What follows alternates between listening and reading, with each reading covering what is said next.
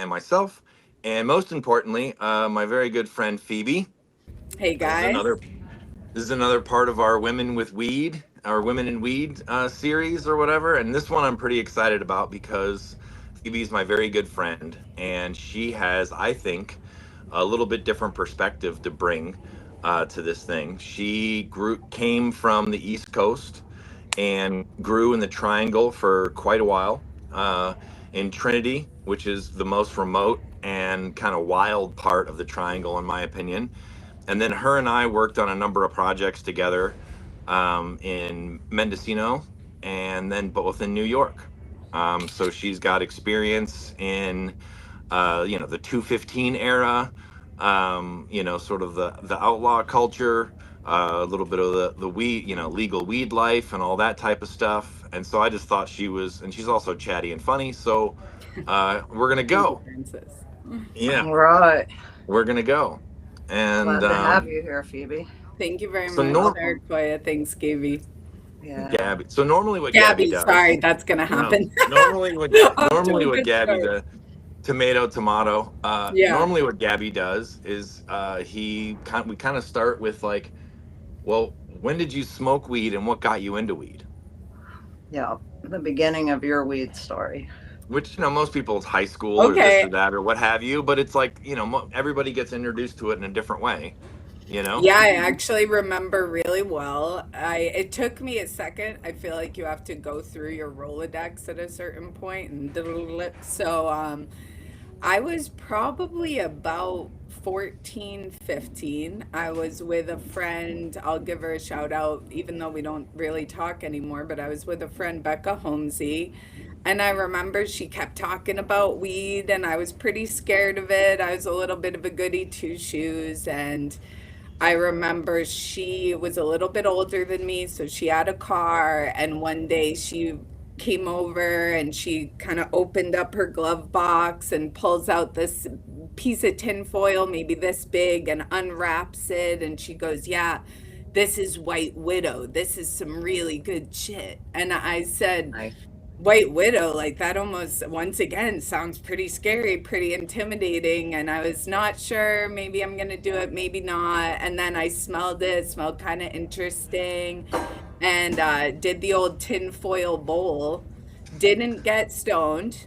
So the next time I'm with a couple other friends and I think I'm hot shit at this point, and I'm telling them weed doesn't get me high. So we can try, but it's not going to do anything. So we smoke honestly mids. It was whatever, but we smoke a whole joint. And I'm not holding back anything because I don't think anything's going to happen. We throw on the Matrix. I think this was like 2004, probably, something like that. And we're at the part where Neo's busting out of his pod, and I'm on my first complete box of oven baked taquitos, and I realized I'm gonna throw up.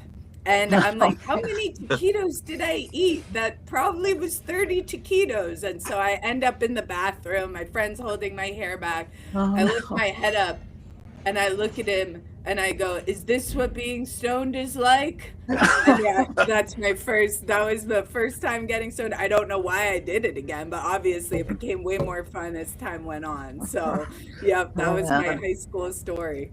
I think Wow. my favorite part of that story is the tinfoil Oh, for because sure. It uncrumbling it, and it was so everything epic falling too. And it out. was a bowl pack, and to me, I was Yeah. like, we're criminals. I'm looking over my shoulder. Like, yeah, for sure. I mean, back then, I did end up getting arrested for less than a gram of pot as a Where was teenager. that? Wow. Where New was that? Hampshire. New Wow. Hampshire, Because yeah. I was thinking like I never actually got kind bud in tinfoil.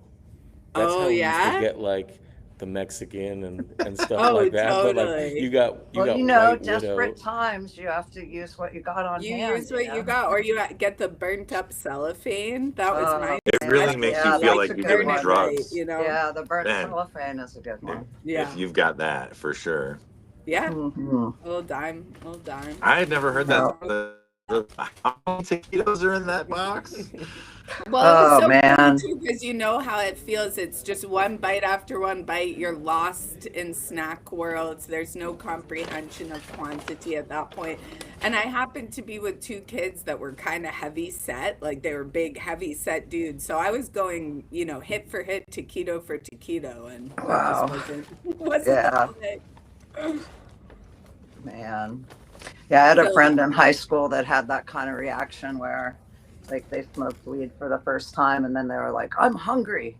And then yeah, just started eating everything. Then they're like, yeah, oh, yeah, like yeah. instant You learn a munchies and lesson then real instant quick, regret.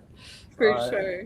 yeah, Yeah, I mean, that's the funny part about that is like if you get a serious case of the munchies and you don't really know what they are, it's almost like you can be a dog that like ate too much kibble, You're where in a like you fugue stop right. state. and you're Yeah. like, did I just stretch my stomach? Am I okay? Like, why? Yeah, that That was the that danger of our really good ganja snacks back in the day, because our friend would make like these dank ass brownies, right? And then you'd eat one, and you're like, oh. And then you start getting the munchies, you're like, oh, the brownie was so good. You want Then to you eat eat more brownie, more. you're like, oh, you got to put that away. But I edibles told I make my you one high. always say buddy, he you should needs make to, a separate batch. You got to yeah, I make told a my friend that separate batch, too. Yep. unmedicated, and then Yep. switch out for sure. Right. Well, because then, especially if you were like, sharing them with others, they definitely are going to want both of them. Yeah. Oh yeah. You Oh got good yeah. baked goods. But Yeah. yeah. Yeah. Okay. But So after you got on the bus, then you're like, weed's better than I thought it was the first time.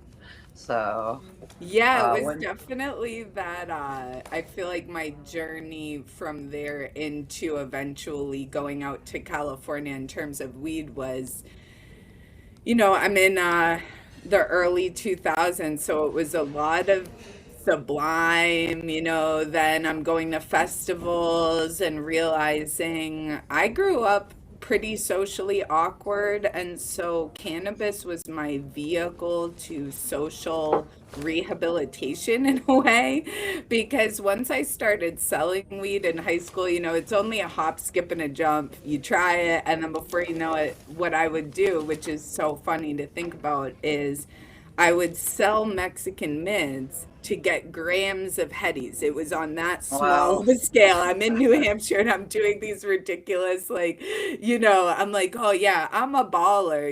I sold a 20 bag here, 20 bag there, and now I've got my headies for myself to smoke. So rolling around with friends and eventually realizing that kind of being the person who had connections made me cool. And it's a little cringe to think about now, but I think for a lot of us, either cannabis or hallucinogens, if you were a little bit of a black sheep, it gave Mm-hmm. you entry into a world of people that were a little more open-minded, maybe a little more accepting. So Yeah, that was that's kind it. of what led to being into festivals and stuff and getting even more, submerged in that culture. Yeah, festivals are fun. You go out there, you meet all your friends. You get to see them wake up in the morning, crawl out of their tent, and be like, ah. Yeah, But yeah, totally. it's fucking fun. Totally. Late Yeah, night fires, lots of good music.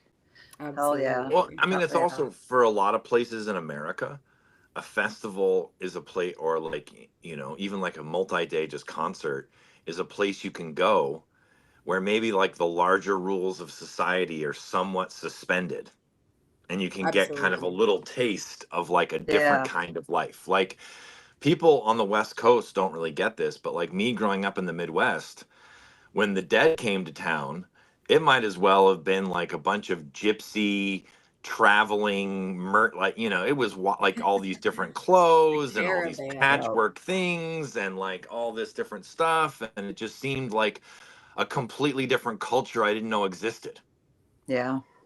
like at all, because there was Yeah. nothing else like that where I grew up at All all. the And then all of a painted sudden, school buses and stuff would show up out of yeah, nowhere. it looked like a It's like, that's tribe of wild, it was But completely. I mean, maybe if you grew up in Santa Cruz or San Francisco or on the West Coast or something, you were like more inundated in it and saw it. yeah. But for me, Mm-hmm. it was like aliens landed. Mm-hmm. Yeah. And then when they were landed, there was these different rules for a few days, and then they left. And so some people got Yep. all excited about that and would follow the aliens.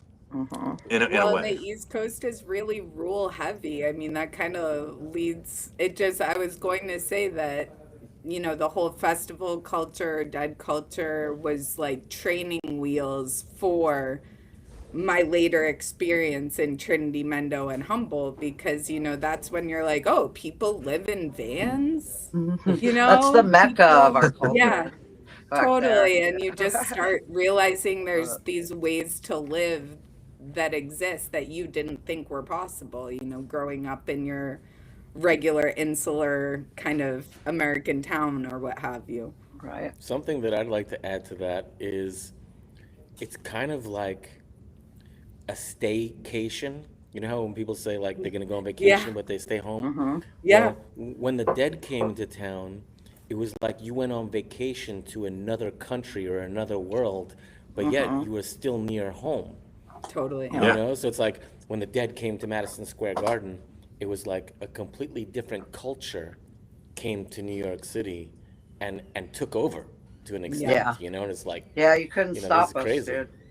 Yeah. Madison Square Garden might be the single most like um I don't know if like dichotomy is the right word, but it's like you're in the Dead show or the Jerry show or hmm something, and you're in this world, and maybe you're altered or something like that, and you're surrounded by a certain kind of people, and then you walk out of the doors and you're like in downtown New York, and there's like 180 like New York cops looking at you, and it's just sounds and lights and horns Yeah. and Been cabs there. and buildings, and you're just like, oh, the Yeah. and it's like two. MSG was like that for sure. Abject chaos. Yeah. Yeah, But it's like usually from we had a one. parking lot that we went out to that was full of more of us, so it was Yeah, like a there was a little bit safer. transitionary period. Right, What did you right.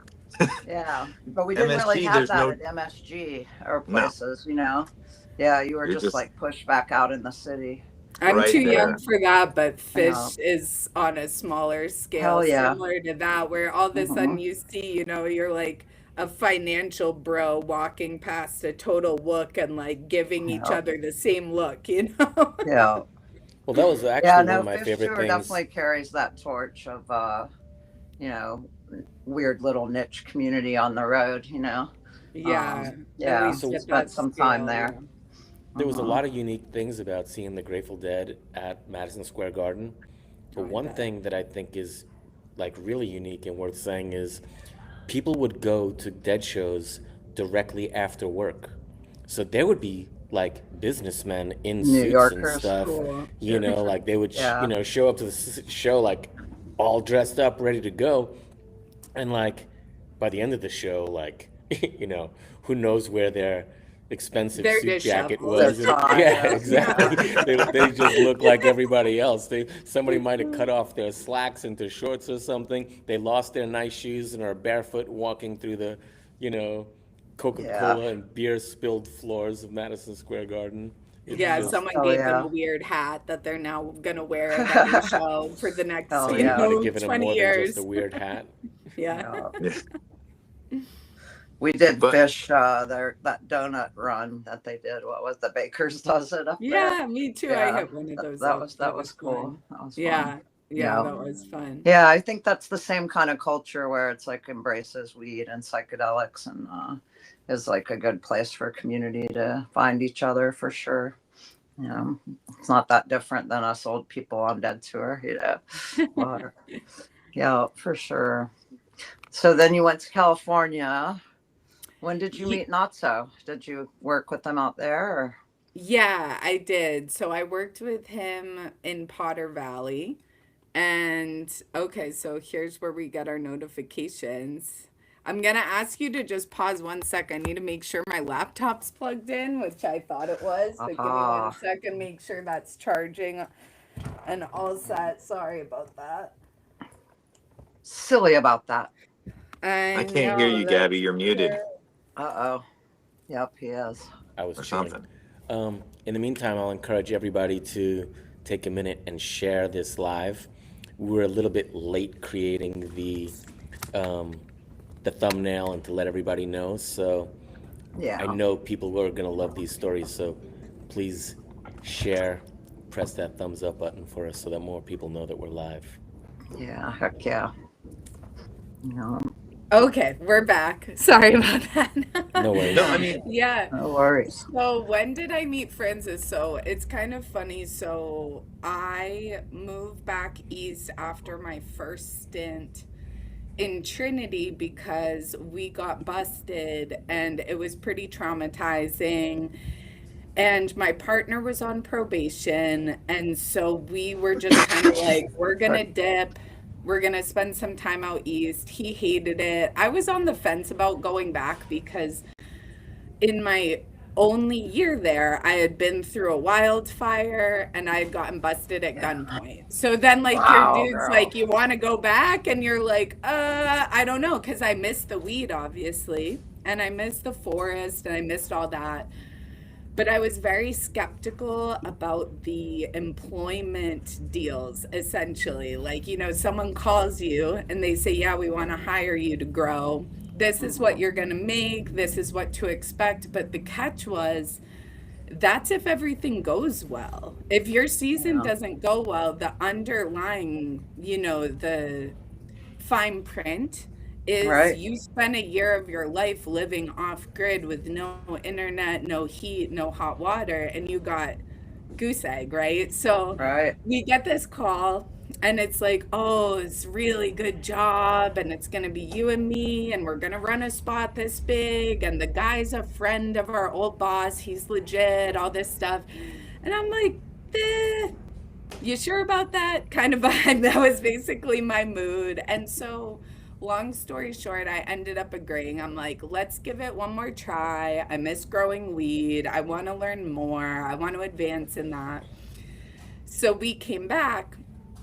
And when we got to California, we had packed our whole life. And when we got back, we called the dude who was supposed to have the job. No answer. The guy doesn't answer Man. for like 3 or 4 days. And we're sitting at a Motel 6. We're running out of money. And I'm looking at my partner like, yeah, this was a good Wow. idea. I'm sure he felt awful. Finally, the guy calls us and he's like, nothing's ready, but we're going to set you up on a piece of land so you'll have somewhere to be.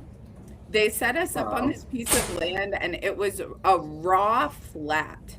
It was by the river in Potter Valley and it used to be an old milling site. So the land was actually toxic. There were metals everywhere. There was all this stuff. And there was no electricity, no water. And we were just plopped there. And so we set up a canvas tent and we were just camping there for several weeks with no resources, no nothing, like just eating soup and like kind of bumming around with our dogs. And that's that. And finally, Wow. our boss calls us and is like, we have another job for you. You're going to do work for our friend Francis. Right on. So he ends up meeting up with us and drives us down the road to a separate spot in Potter Valley. And I'll never forget seeing Francis the first time because he had a Ween shirt and I love Ween. And so I Well, thought, that guy looks kind of nice. He's got glasses. He doesn't look like a bro. Like I think maybe this will be okay. And that was well, the beginning of me and Francis's connection. wow. Well, I Yeah. think we should go back a little bit, if you don't mind, and talk about like what happened to you the first time in California, because I think this is key, that people that, you know, weren't around during these times where the risks were not only, hey, I might not have a harvest and then I might not have an income, but we're also like, wow, I might not even have my freedom, right? Like you were, sounds like in the mouth of the lion, and Oh, and and 100%. experience that. So I think I, if you can share Yeah. some of that, you know, well, let me that just mention this thing just real quick before Phoebe goes into that. What she's going to talk okay. about, so people that are listening, Trinity County, which is where she got her start, it's part of the Emerald Triangle, but it is by far the most frontier like, wild, and unpopulated part of the triangle.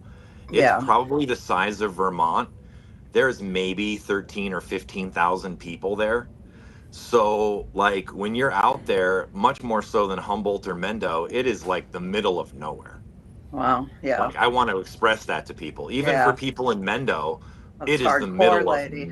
nowhere. Like, you Yeah, are out there. you know? You Wow. have to be there to understand, or you have to be someone that's from like the middle of Wyoming. Maybe you can understand Wow. Yeah. having nothing around. Like I I had I mean, the first time I went to our spot there, it was one of those things where you take a turn off the 299, and that's kind of, to me now, seems like a major route, but to most people that's a wilderness highway. Like, until, Yeah. it's like you would drive through Weaverville, that's a town, then there's nothing, Wow. and then you get to, Willow Creek, but that's been an hour more. I don't even know how long. It's been a while, but there's just not a lot. So the first time I drove up there, it took 45 minutes on a dirt road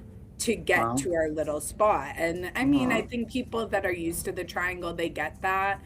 But I Uh-huh. remember, you're like, "Grrr," and you're looking around like, almost there, right? Almost there. But anyways, yeah, it was a trip. It's really Wow. remote. And where I was, there was no cell phone service for 40 minutes of a drive. Like, I had Wow. to, yeah, it was Yeah. intense. So I completely was cut off from my family and friends immediately, Wow. which was another crazy part. So I'm with this person that I had known for like 3 months that had invited me out.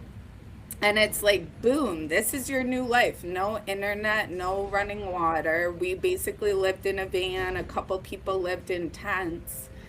And it Wow. was a small spot. It was like 300 plants in 100 gallons. Not terraced. It was all natural topography because we didn't want to alert, Right. when people are doing flyovers, terraces are an alert for the law enforcement. And I was under the impression it was smaller before I got there. And then I would talk to people, like, we did have neighbors, and they were the ones that informed me that we were basically the farm pissing people off because everyone else had their Wow. 99, right? And that was because there was the 100 plant limit. And so there was this kind of BS illusion Wow. in people's minds that if we do Uh-huh. 99, it's going to look like we have a permit, so we Yeah, won't or get we're caught. being compliant.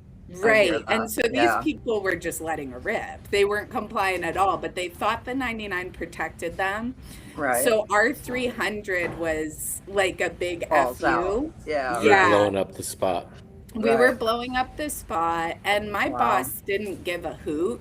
He really Uh-huh. didn't. Like, we would tell him, like, oh, the neighbors are getting a little ticked off, and he'd be like, bah, no, not. Wow. He was definitely out to make money, and he was good at it. So, anyways, that's my ramble about the spot. It was Uh-huh. beautiful. There was a Yeah. completely, you're talking crystal clear creeks to dip Fucking great. in. Yeah. Yeah, it was the most beautiful thing. It was unspoiled national forest land, right? And The it Yeah. night was just, sky is incredible oh because yeah, I there's bet. no light Zero light. pollution anywhere, like for Wow. forever in any direction. It is like dark, yeah, Wow. yeah. dark at night. Like Bears Yeah. everywhere, cougars Wow. everywhere, rattlesnakes everywhere, scorpions everywhere. So I'm from the East Coast, and I'm literally lions, tigers, and bears. Oh my, Right.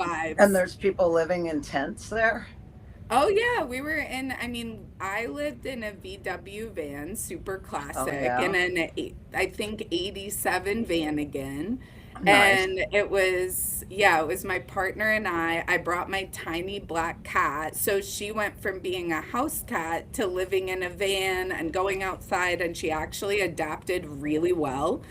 She Wow. loved it. But it was very bare bones. I mean, we hauled all our own drinking water. Wow. It's just crazy to Yeah, think about. We wow. had to lock our food up from Right. the bear in like a 2-inch thick metal case, right? And we had this Wow. giant, because the bear would just raid everything you Right. had. Yeah, Like, that's he what I would was drink wondering about beer. the tents. Yeah. People in tents where bears are. That's wild. Like I literally have a wild. friend with a good story about that, like where he heard the bear right outside his tent, and it sounds like a dog sniffing, but Oh, giant. That's what it wow. sounds like. So he's hearing these noises, and he thought it was a friend of ours, and he's going, "You're drunk, shut up." And then he starts Shit. realizing, why aren't they answering? And yeah, Wow. 100 pound, 100 million pound bear right outside your tent. Wow. So those were kind of the conditions. No showers, Right? you're filthy. You have You're to going to the bathe bathroom in a in the Home Depot creek. bucket. It was Wow. intense. It was intense. Wow. No Yeah. power, no running water, Yeah. no No no nothing. cell phone service. No And the nothing, place that she kid. was in Trinity, in my opinion, is pretty remote even for Trinity. Like there's a Wow. couple Yeah, roads that go it through was. Trinity that like make it somewhat accessible, even though it's still in the middle of bumfuck nowhere. She was in a part that was like off the beaten path even for Trinity. Like it was kind of hard to get to, That's I would some Yeah, say. badass wow, lady, right off the get go. I mean, like that's a lot. That's Okay, some so dedication to getting these plants grown, right? And then you got so the well, aggro totally. neighbors that aren't cool with your boss, Right. right? So Right. that is that what blew it up or what? So basically, yeah, so I'm there, I'm learning to grow weed. Just because it's on the topic of women in weed, I was banned from earning income by that boss because there was a concern that since I was a woman, I wouldn't be doing real work, and it was just my partner saying I was working. So I was living off grid, unpaid, still helping because I wanted to learn. And so essentially, I Wow. started getting work because keep in mind, I'm at You're poverty young. level Yeah, and you're I'm young young. I too. didn't come Yeah. from money. So I Right. remember I didn't find that out that I didn't have a job till I got there. And so Oh, all of a sudden, I'm like, well, what the hell am I supposed to do? There's no internet, there's no nothing. And I right. did love nature, but like, come on, I'm like Right. 25. Like, what are we Uh-huh. doing here? So I ended up getting a job in Hyam Palm, which is another super remote, honestly, really amazing town. But long story short, there ended up being fires. And so one night Like, I'm stargazing on top of the mountain and I see lightning and I go, oh, cool. Because I'm from the East Coast. I have no idea what I'm talking about. My right. partner goes, not cool. We might burn down. Wow. And I'm like, well, and I don't really take it seriously, but the next day we see smoke. And then over the following days, it grows into an inferno. I wanted to leave, but we couldn't leave the plants because we Oh my wanted to gosh. protect them. Yeah, so Wow. basically, yeah, we were under evacuation. I'm terrified. Eventually or the fire comes, starts burning our property that we were on. And then there are firefighters that were trying to kind of do fire lines, prevent the spread, but they told us they couldn't protect anything we had because there was no residence. And that's how it Wow. goes. They protect human life first, then property like that's built, Yeah, and like then houses. land. And so it has Wow. to come in order. So they like low key allowed us to be there, but they said, if you're gonna die, we're gonna let you know. We're gonna knock on where you're staying and say it's time to boogie. So we were out there, smoke inhalation, like the fire was Oh, actively burning our plants. We're out there with a garden hose trying to put out pots. And then this one of the guys that had been friendly with us came to me and was like, "You guys have to leave right now." That guy used to be DEA, and there was a fire manager that was former DEA. So we left and tried to lay low. The mm-hmm. fire passed, and we tried to rebuild the property, like salvage what we could, keep taking Wow. care of the plants, rinse all the ash off the leaves, and just Wow. do the best we could. And this fire lasted like at least a week. Like I was inhaling smoke and like in like a shelter situation, like fear state for a really long time. And then basically 2 weeks after that, we got popped and we got woken up. It was I Because was in they the saw tent. your situation Yeah, when they they were saw there the fighting the situation fire. and it pissed them off that we didn't Hmm. evacuate. They didn't like Oh how shit. rogue we were. And I do understand Hmm. in retrospect, but it still sucks, you know. I You're mean, like, whatever, one fuck thing it. Man. one thing that should be said Wow. is Phoebe's old partner he was pretty gung ho about getting the job done in defense of the plants. Wow. So, I mean, To he say like the it's like a least. normal person might be like, we are going to flee. Things are Yeah, Right. screwed. And he yeah. is like, I am going to personally fight this fire backwards away from my plants because this is our only money. Which And is I what will we put did. my life at Wow, you risk. guys. Yeah. And Yeah. what you mentioned before about the property, people, land, Right. because they're living out in the middle of wilderness, a lot of times the fire department or Cal Fire or the Forestry Service will let that stuff burn, and they're just trying to direct it away from residences or Populated communities or places. Yeah. It's populated places. management, Hmm. not elimination. So Yeah. Right. Right. if you're in the middle Wow. of nowhere growing some plants, living in a tent or living in a trailer or something, they Right. don't consider that They're like, civilization, so they whatever. can't Yeah. apply the same resources to it. And people don't realize, just to go back, I remember when that happened, there was like lightning storms, and like lightning started, like, I don't know, like 150 fires in Mendo, Humboldt, and Trinity Wow. all at the Oh, it same was time because devastating that it's year. bone dry. Yeah. Like, Yeah. people don't realize, like she was saying, Hmm. the East Coast, it's fun because it's like it's just lightning and everything's wet and moist. Because rain In Right. comes Cal after. Right. in Yeah. California, most of the time it was dry Wow. lightning. It hasn't rained in months. Everything is bone dry. And so each lightning strike started a fire. And then how big did that fire burn? Did Wow. wind kick it up? You Right. know? And so if you've Yeah. never fought a fire like that before, you can feel like you're living literally like in a hellscape. Wow. Oh, You I know? was Yeah, I just bet. about to discuss the conditions because it's worth discussing. I mean, Yeah. you are, what people don't understand is it's not a moment, it's days, and it's like, if you're lucky, which we were, the fire moves slow enough where you're watching it come down the mountain to you. If you're unlucky, you're just cooked right away. It just whips right through and you're lucky to survive. But the days that you're waiting, Yeah. and the sun is beet red. It looks like the Hmm. eye of freaking Sauron, and you're just Wow. supposed to carry on. You're Well, like, oh, yep, like and then time to feed the dog, time to cross our fingers. and then the Yeah. sun goes away, and you can see the hills burning all around you. Yes. And Yeah. you can see Yeah. the fires and Wow.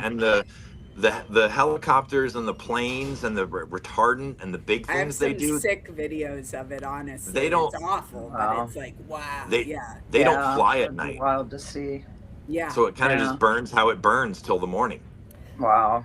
Funny story is that the firefighters kept us alive because basically while our property was actively burning, we were sheltering at our neighbors because they had a Quonset hut, which for people that don't, it's like just a big metal kind Right. of dome Round thing. structure. Yeah. Yeah, round structure. And Uh-huh. so the firefighters were protecting that because it was property. And they said, if I were you, I would drive your van right in that Quonset hut, hang out there. So that's what we did.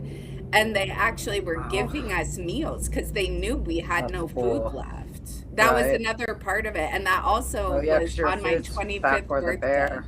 Yeah. Oh, lady. Yeah, I remember spending my birthday and I was a smoker. I'm running out of cigs. I have no food. And the firefighters would give us their lunches because they get given Man. 7,000 calories a day. So they had chips Wow. and subs and what That's have good. you.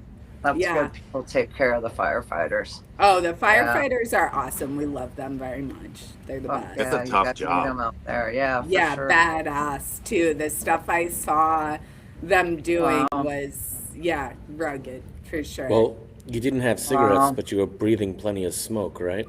Oh, Right. totally, right? I made sure to Yeah. get my smoke inhalation while If the cigarettes were missing, right? Can't if miss only that. wood fire created natural nicotine, she would have been fine.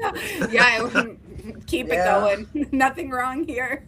Wow. It was enough to make your head a little dizzy, though, for sure. Oh, yeah, my head was I mean, swimming. Yeah, maybe you for could sure. talk for a second just about like the, since we're doing the women of weed thing, like just like the culture of the little part of Trinity that you were around, like the people that you Right. met, Oh, like yeah. the, Did they take you how, seriously, or were they like, Oh, no. chauvinistic? Or I mean, I met a lot of really kind men out there, I will say, because I was lucky enough to, my partner had some buddies that were young and liberal minded, right? So there were a couple people in High and Palm we would go to visit that were like train kids, if you know what that, people train yeah, I do. hoppers. And so there was a place where it was basically like a train hopper's paradise where this guy had made enough growing weed and he was a train hopper himself. So he had like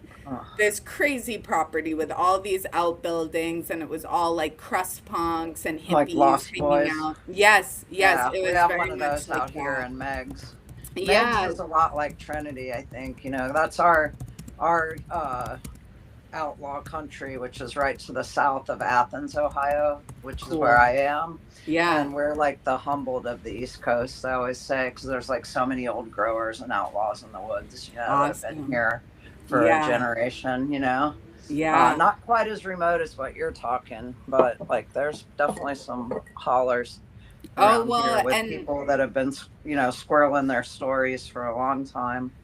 So, yeah, yeah. absolutely. Yeah. So, how many So, did you meet other women? Were there other women there? that's what I was about to get to. So, a lot of the women I met were either from those super rural small towns, and those women would not really speak to me because I was a grower.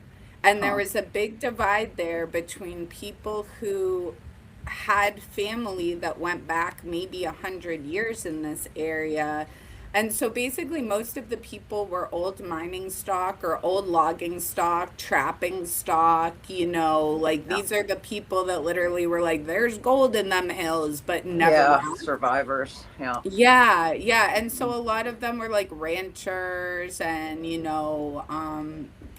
construction people, stuff like that. And those people really did not like the grower culture, but we were tolerated because of the money we were bringing to the Mhm. communities. We had to buy Yeah. supplies, we had to buy clothes, all those things. So, women from that community, some of them were very nice, but there was very little interaction.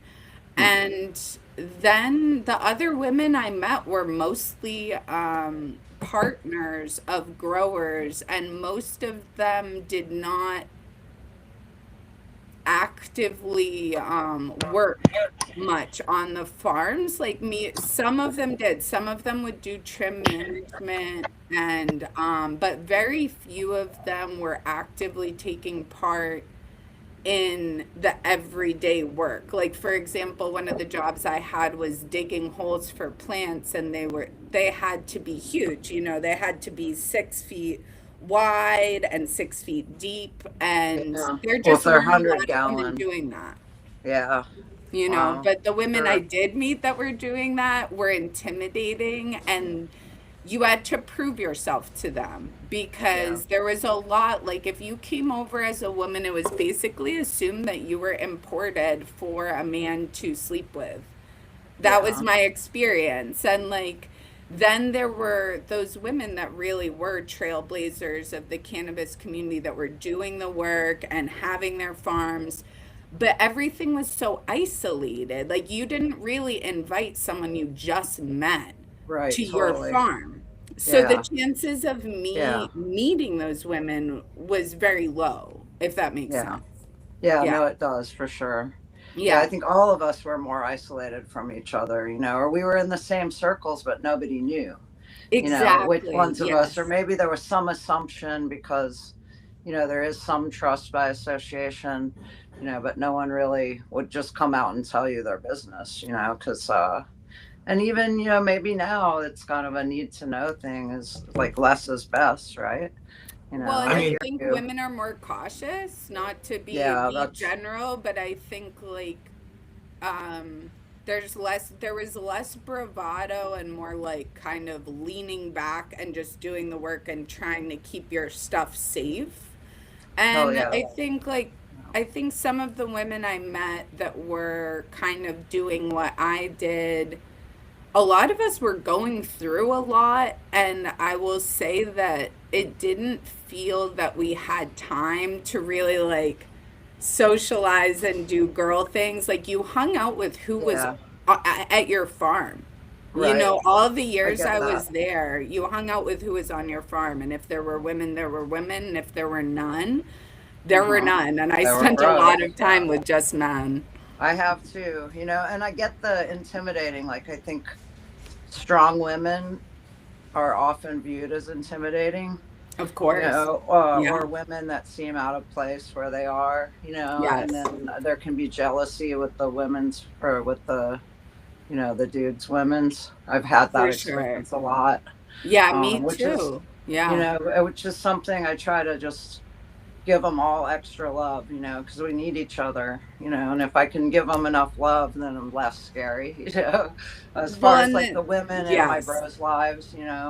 Um, Well, that but brings yeah, up an there's interesting a point. different Yeah. kind of judgment dynamic for sure that I've encountered with other women in our community. And so but I think we're getting past that I right now. agree. We I are also like we're think some coming of it was together to protect skepticism. women. Yeah, Yeah. I right. mean, Which is from my healthy. perspective, a lot of the things in Yeah. society that protect women don't exist on those kind of grows Mm-hmm. either. So it's Well, like, yeah. so when you Sounds go to like a it. grow like that, it's like, and we can talk about this with this one that she did, or like when her and I met, and ended up working together, is like whatever you hear about a potential job or situation, it's usually vastly different Mm-hmm. once you get there. Yeah. And you Right. don't really know what the pros and cons of it are. And so you could have like a kind boss that is very fair, right? And make Right. sure that the people there are safe and what have you. Or you could have a sociopath Yeah. that is about money, and the stuff that is allowed to occur is pretty wild, you Yeah. know?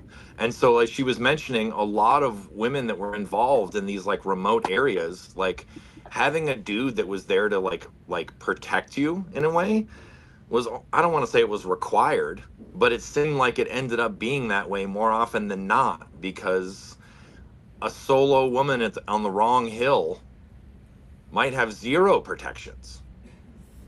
Yeah, you Yeah. better have good firearms at that point. I mean, if I had run a spot alone, I would have been chock full of guns, and I hate to say that, but I would have had to. But I think to speak to the woman's credit, to go back to what Sarah Koya was saying about like showing them love, a point I would like to make about the guardedness with some of the women I was around was I was a younger, naive woman when I was out there. I'm still relatively young, but I was in my mid 20s. Hmm. And unfortunately, a part of the grower culture that I've observed that certainly will put the hashtag not all men, right? But Hmm. I think women, let's say that were these badass grower women, but like Sarah Koya said, maybe they were with their husband or their partner somehow. Hmm. There would be kind of like a fear of the dude straying, which would lead to jealousy. And a lot of Right. that was fueled by kind of a rampant culture of infidelity and kind of like ballerism with the male Yeah, I get that. growers. I get I've that. got tons of illegal money. I want a hot chick next to me, and I think I'm rich and cool enough that maybe I will stray. And I think that was a little more common in that area than what I've seen like among the normies. And I think like some of the women were just sick of their dudes' party animal behavior, and they were just locked in. Like they had their kids, they had their grow, they had their friends. They weren't Yeah. looking to like adopt a needy mid-20s know nothing, if that makes Yeah. sense. And so I give those women all the credit in the world because a lot of them were doing the work behind the scenes Yeah. that kept their scene stable and kept it having longevity, right? Paying the bills. Yeah. Yeah, paying the bills, Making taking sure. care of Yeah. the things, So I wanted to say that to not sound as though there weren't really amazing women and a lot of women that Oh showed me a no, lot of kindness, I appreciate that. Yeah, I Yeah. And we appreciate know all those we women for highlight them sure. here. We Yeah. highlight them here on the show. Yeah. One Oh, thing yeah. So I want someone to in the say, chat is asking, what were you guys growing out there? Like what strain were you growing? What do you have going on? Real So quick my before we move on. first boss was like your classic money making illegal weed grower from that time where he was like, I want to grow weight. That's what I want. So we were growing Blue Dream and Jack Harrer only. Yeah. And Right so on. later, when I worked with Notso, I was so blessed to gain access to what I would call real genetics, right? Like the type of Yeah. weed where it's maybe a little more challenging, but definitely more special. But yeah, I got my start basic, growing big Yeah. old outdoor Blue Dream, and those things would get 15 feet tall. The Jack Harrer was a little, they were taller but less impressive looking.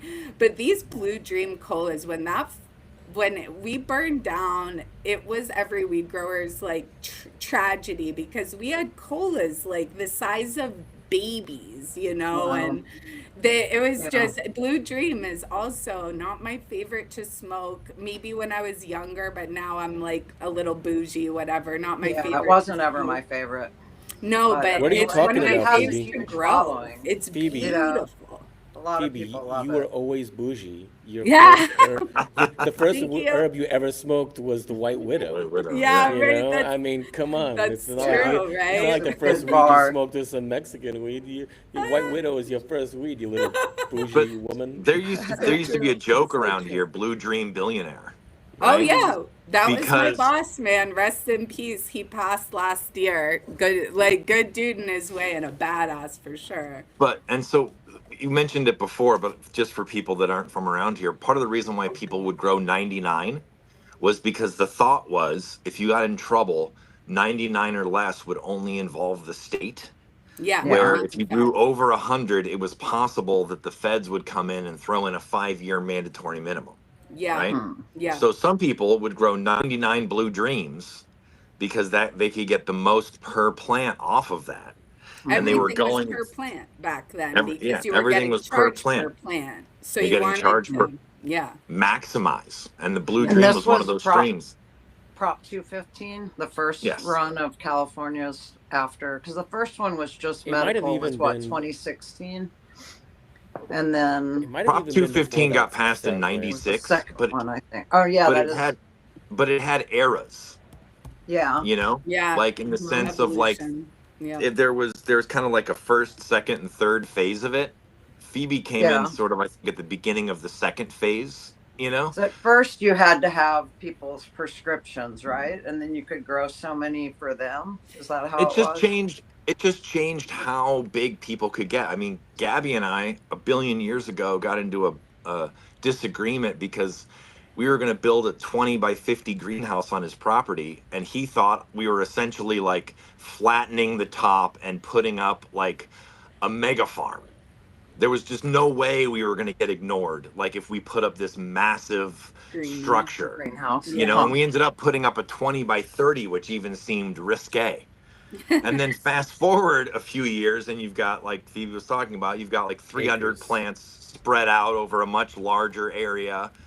And so, what was acceptable, like first coming out of the bushes and into the open sun, and then it got bigger, and then it got bigger, and then, like the other part of it too is like this might sound kind of crazy, but like where Phoebe was in Trinity, I think there was like 7 or 8 sheriffs for Ah, like essentially Wow. totally. like a There's for freaking no one essentially there. Wow. yeah for essentially like a county a county the size of like Vermont or New Hampshire or something, like a giant place. and so you're really out in the middle of nowhere. And so what's weird about cannabis is that, like, as it's legalized, it's sort of like centering on more like population centers, Mm-hmm. but a lot of traditional cannabis growth was grown in the boondocks Hell yeah, it was. because Yeah, comps were lazy, for and the sure. farther away you got from their station, the less likely they were to come after you Right. because you just Yeah. weren't that Well, close. it was just harder, and your neighbors were more likely to not know what you were up to. It You doesn't know, mean like you down in couldn't. Kentucky Yeah. or over down here in Meg's, you know, there's much more affiliation between neighbors than there was with the law, you know, like just kind of traditionally in outlaw areas like that for sure. Dude, and I want to say, Phoebe, I just want to say that like your super casual come in with like, well, it wasn't a giant place. It was just like 300 plants and 100-gallon pots. And you're just like super casual right through that. I'm like, oh yeah. I wanted to say something about Wow, that for too. sure. Fucking It's all wow. relative, right? It Like, Yeah, is. right. It like is. because It is. some people would look like at a 10 by 10 garage filled up with a couple of lights. And be That's like, massive, right? yeah, And then Yeah. other yeah, people think of a 300 plant, 100-gallon pot, with each Yeah, of it's these just plants like a producing football pounds. field, you know, It's full just of like this yeah. little thing. giant weed plants. Not Yeah, only that, if I like see growing. weed as far as the eye can see, that's a Yeah, lot of dude. weed. You know, that's That a lot is. of weed. And Well, growing hell without yeah, dude. infrastructure. 100 sure. gallon, 300, 100-gallon plants is a fucking. So, how many of you were there taking care of it? Just 3 to 4, what? Oh depending. my Yeah. gosh, dude. Yeah, and obviously when trim camp would come, there would have been hordes because Yeah. we were in such bad conditions and everything was grown, everything was dried in an army canvas tent with wood stoves, right? So Wow. also storage, you have to think, is Yeah, so totally. piss poor, right? So we need Yeah. to trim, dry, and pack this all. And guess what? We need to do that before the snow comes because the road becomes impassable and you can get trapped up there all year. Wow, dude. Yeah. So it was like, Wow. yeah, obviously there would be a lot of trimmers when that time came. But Yeah. Wow.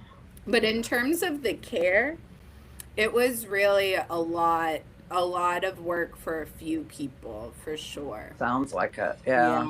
Yeah, but that was the Wow. way. It's like you pay less people, you make more money at the end, and that was always the motivating factor for people working on our level because you have to think you have the landowner. This was the typical setup. You have the landowner who wants their piece, so that's either rent or whatever kickback you guys come up with.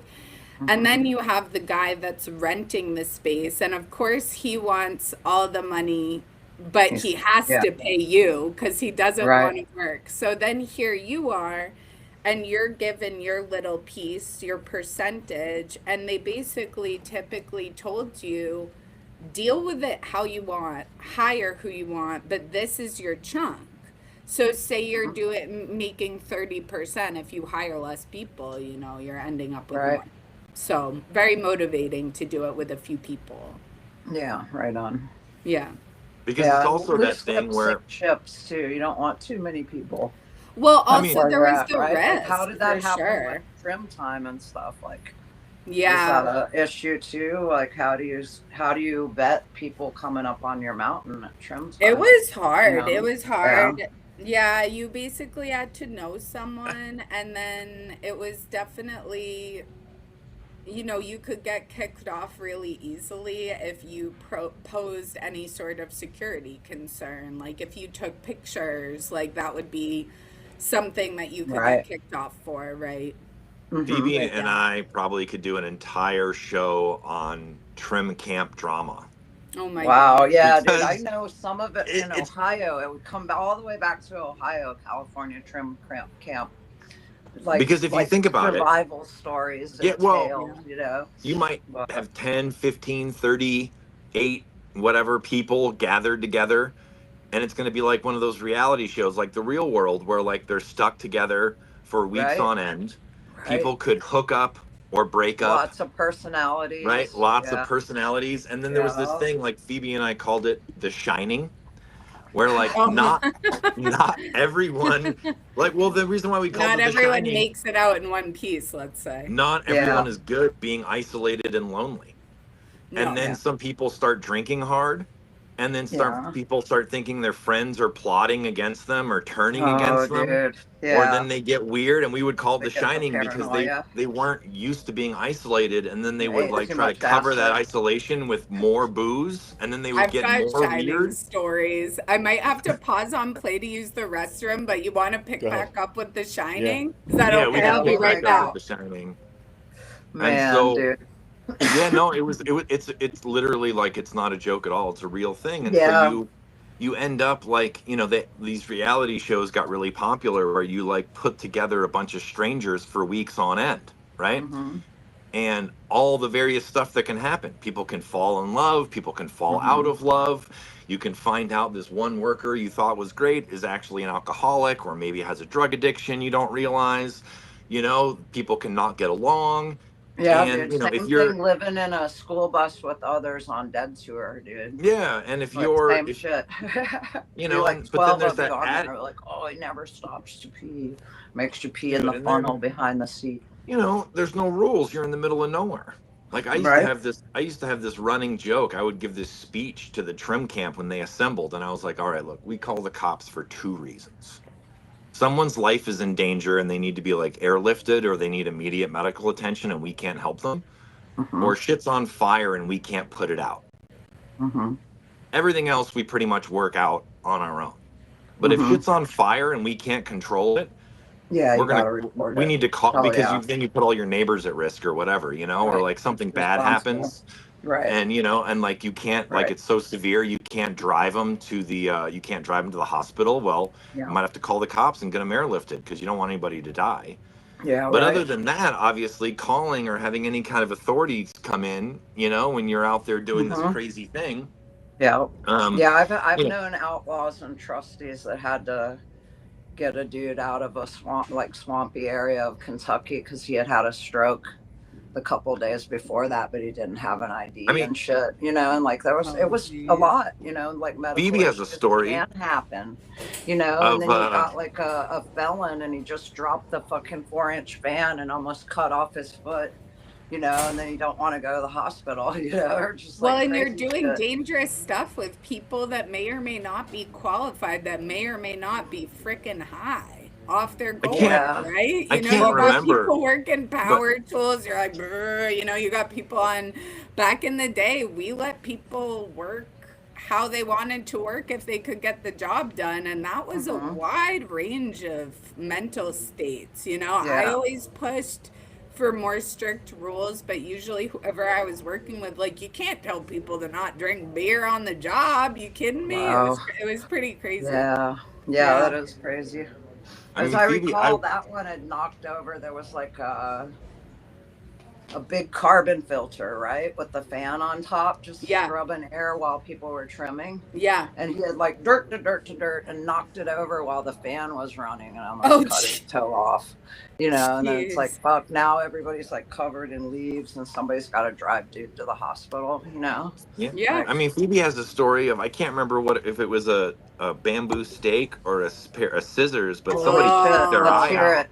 Come on. Oh man, this is just sad. This was it. Uh, When we were off air, I was telling Notso and Sarah Coy about this camp we used to call Camp Vietnam because of the Vietnam War and because of the conditions were so poor, and it happened up there. It was yeah, so basically it was harvest season, and people really should work with safety goggles when working with snips, believe it or not, even though you're thinking it's mostly in your lap. So yeah. you've got people trimming buds way up high, and Oh this no. kid dropped snips, boonk, right in the eye, Oh, popped his eye, his oh, eyes just leaking popped. everywhere. You've got hippies of all kinds screaming. The lady who ran that spot, I won't name names, but she Oh was Rainbow man. Crew, hella cool, Uh-huh. but definitely an Yeah. anxious person. And I Yeah. can only imagine like the Holy screams, the shit. devastation. And once again, we don't call 911, Right. period. Yeah, it was like So get them he to the hospital. Yeah. yeah, so they had to zip him to the Wow. hospital, but zipping to the hospital was a 3-hour trip on a good day. Yeah, You know, so wow. that kid lost his eye forever for making $20 an hour just being a grunt worker. And it's like, Oh, yeah, there's no workman's comp, bro. That's over. right. Yeah. Right.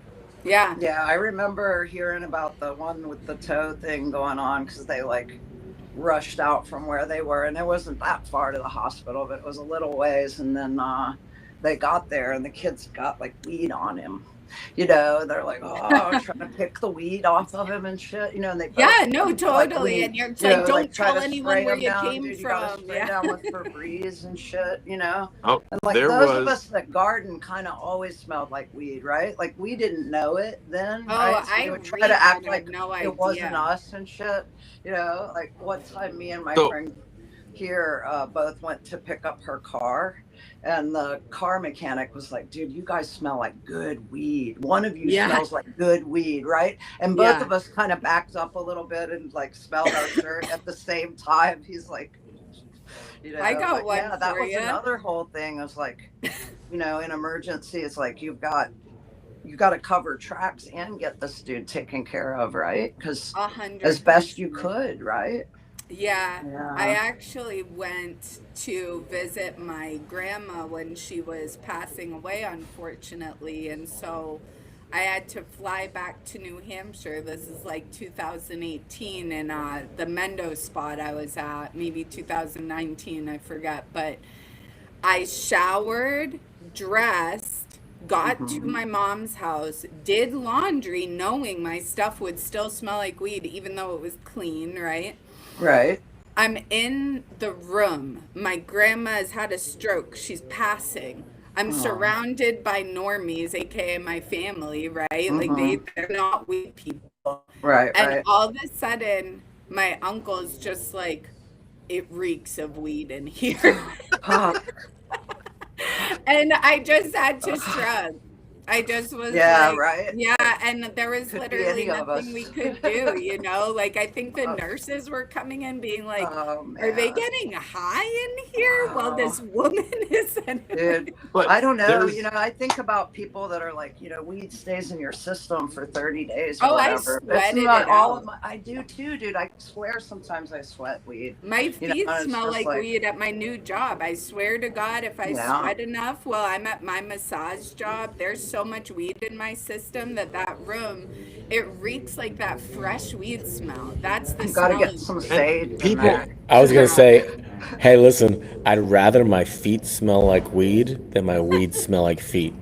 There you I go. know. Depends I on the mean, strain, bro. there Those are some I good don't know. trips. There's I some don't know. armpit weed that's pretty good. it can be messed up though, that whole thing of like getting injured on a job site, that Right. like people should realize that even during 215 and all that, it was still pretty wild west in the sense that like if comps came and they wanted to cut your shit down because they didn't like it didn't matter.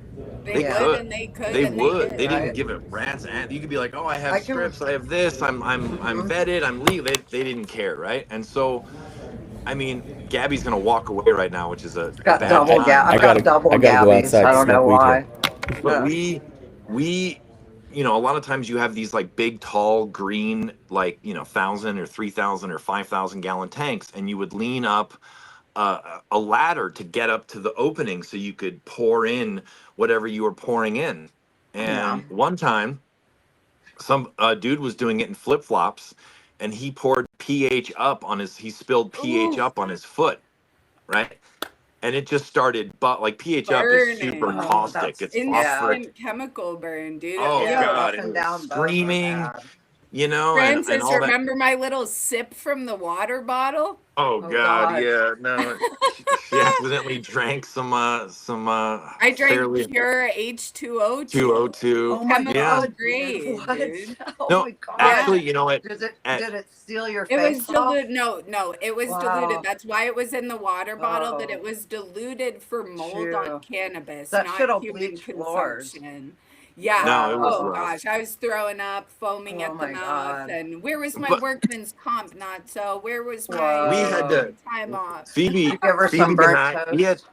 we had to ban alcohol at our spot for a little bit because we had this worker who was actually very good the first year and a disaster the second year. But People always fuck he it up he Yeah. for got all the rest of so us. what's weird Yeah. about this is he got hammered drunk the night before, which we usually didn't regulate. Like if you put in a full day's work, your nighttime was Yeah. your nighttime as long as you were able to like get up the next day and do your Back shit, at work. Yeah, for we were sure. yeah, we were live and let live or whatever. So he gets up the next morning after drinking a bunch, and he drinks some coffee, which is also a diuretic, and then he goes into the greenhouse because we had just pulled down our depths and we were trying to prep all the pots to replant for the second round.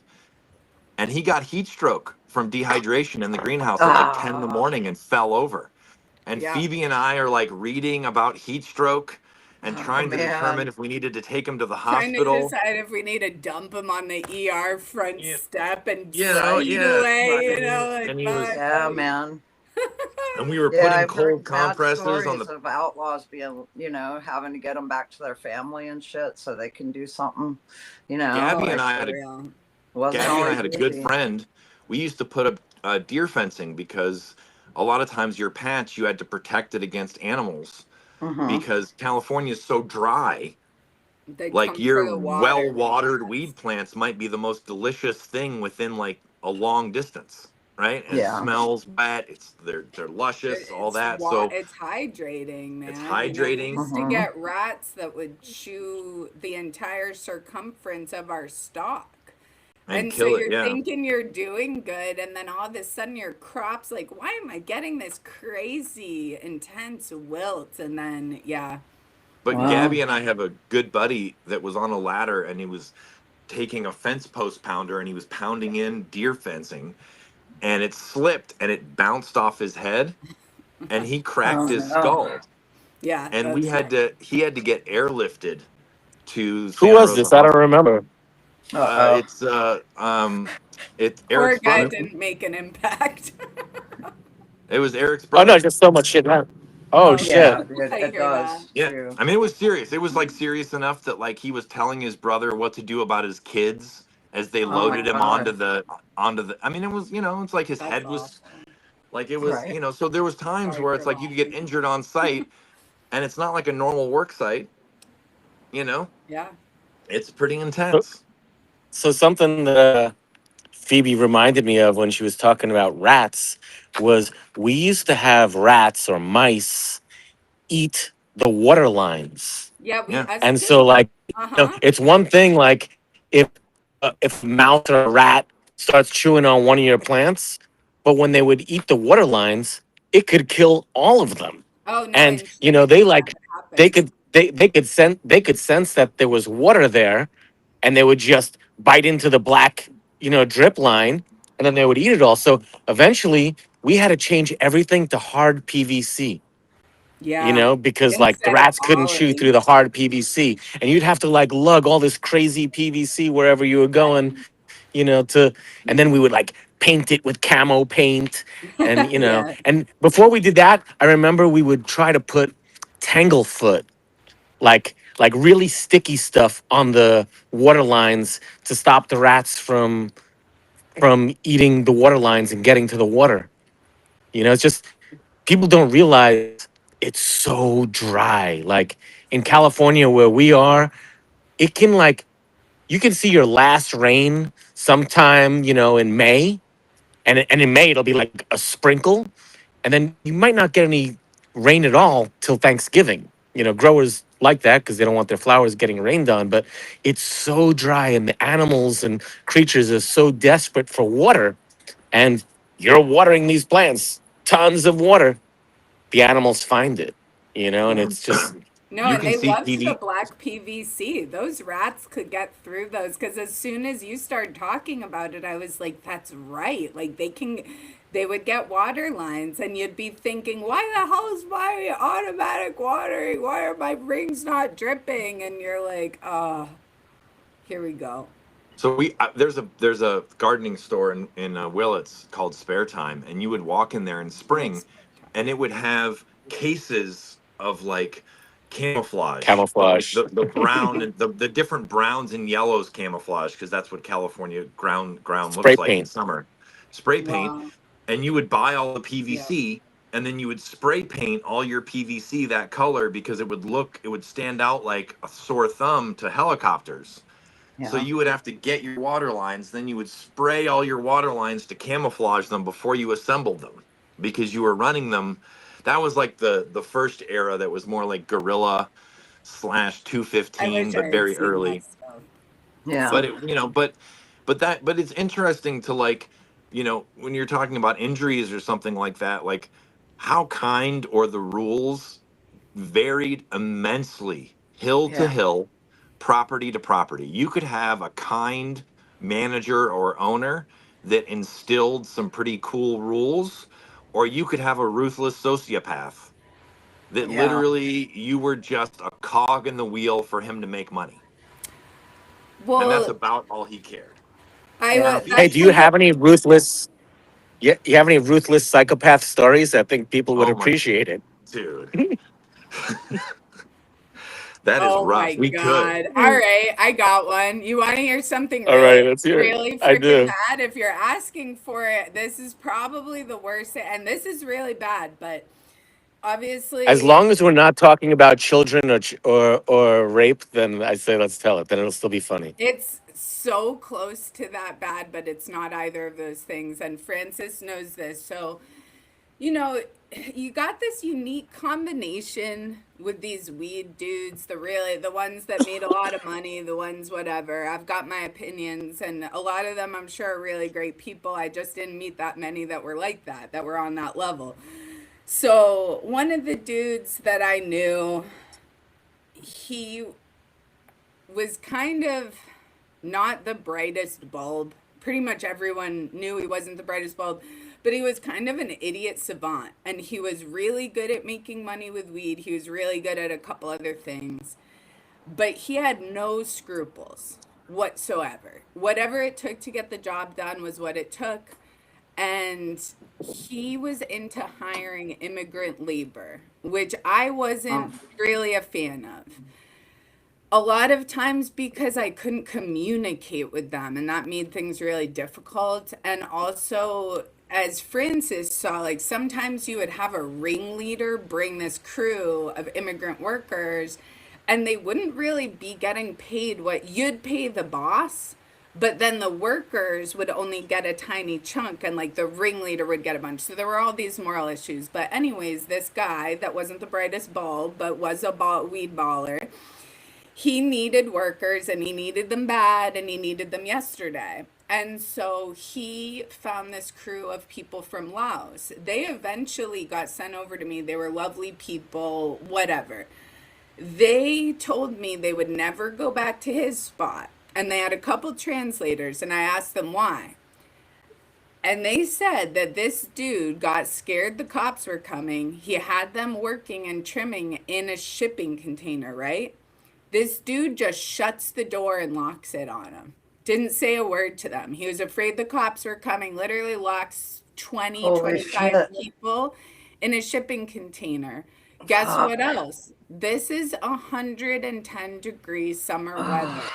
Fuck. He ends up telling me his version of the story and he was chuckling like it was like this funny mistake. He goes, yeah, and then I like went to go drive out and see who it was and I realized there's no AC in there. So he ran back and opens the door. But literally like this dude just like slipped his Wow. mind. And the psychopath part you might think is the mistake, but it's not. It's the commentary after where he's just like, whoops, like kind of like, and some of Wow. these people were just trying to get the job done, and some of these people, like, honestly, I was so lucky to work with Notso. He truly loved weed, still Right on. does. He truly Right on. loves people. He truly loves the land and the heritage of the land.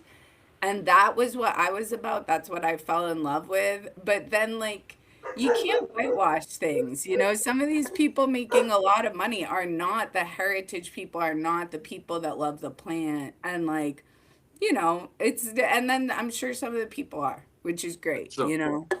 years before that story, these same ladies got sent to a property that Phoebe and I were on. And I've told part of this story before, but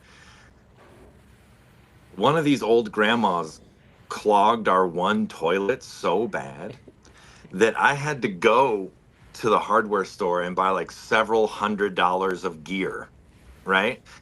And it was so gross and so messed up, nobody wanted to deal with it. And so I was like, well, I'm going to lead by example as boss, right?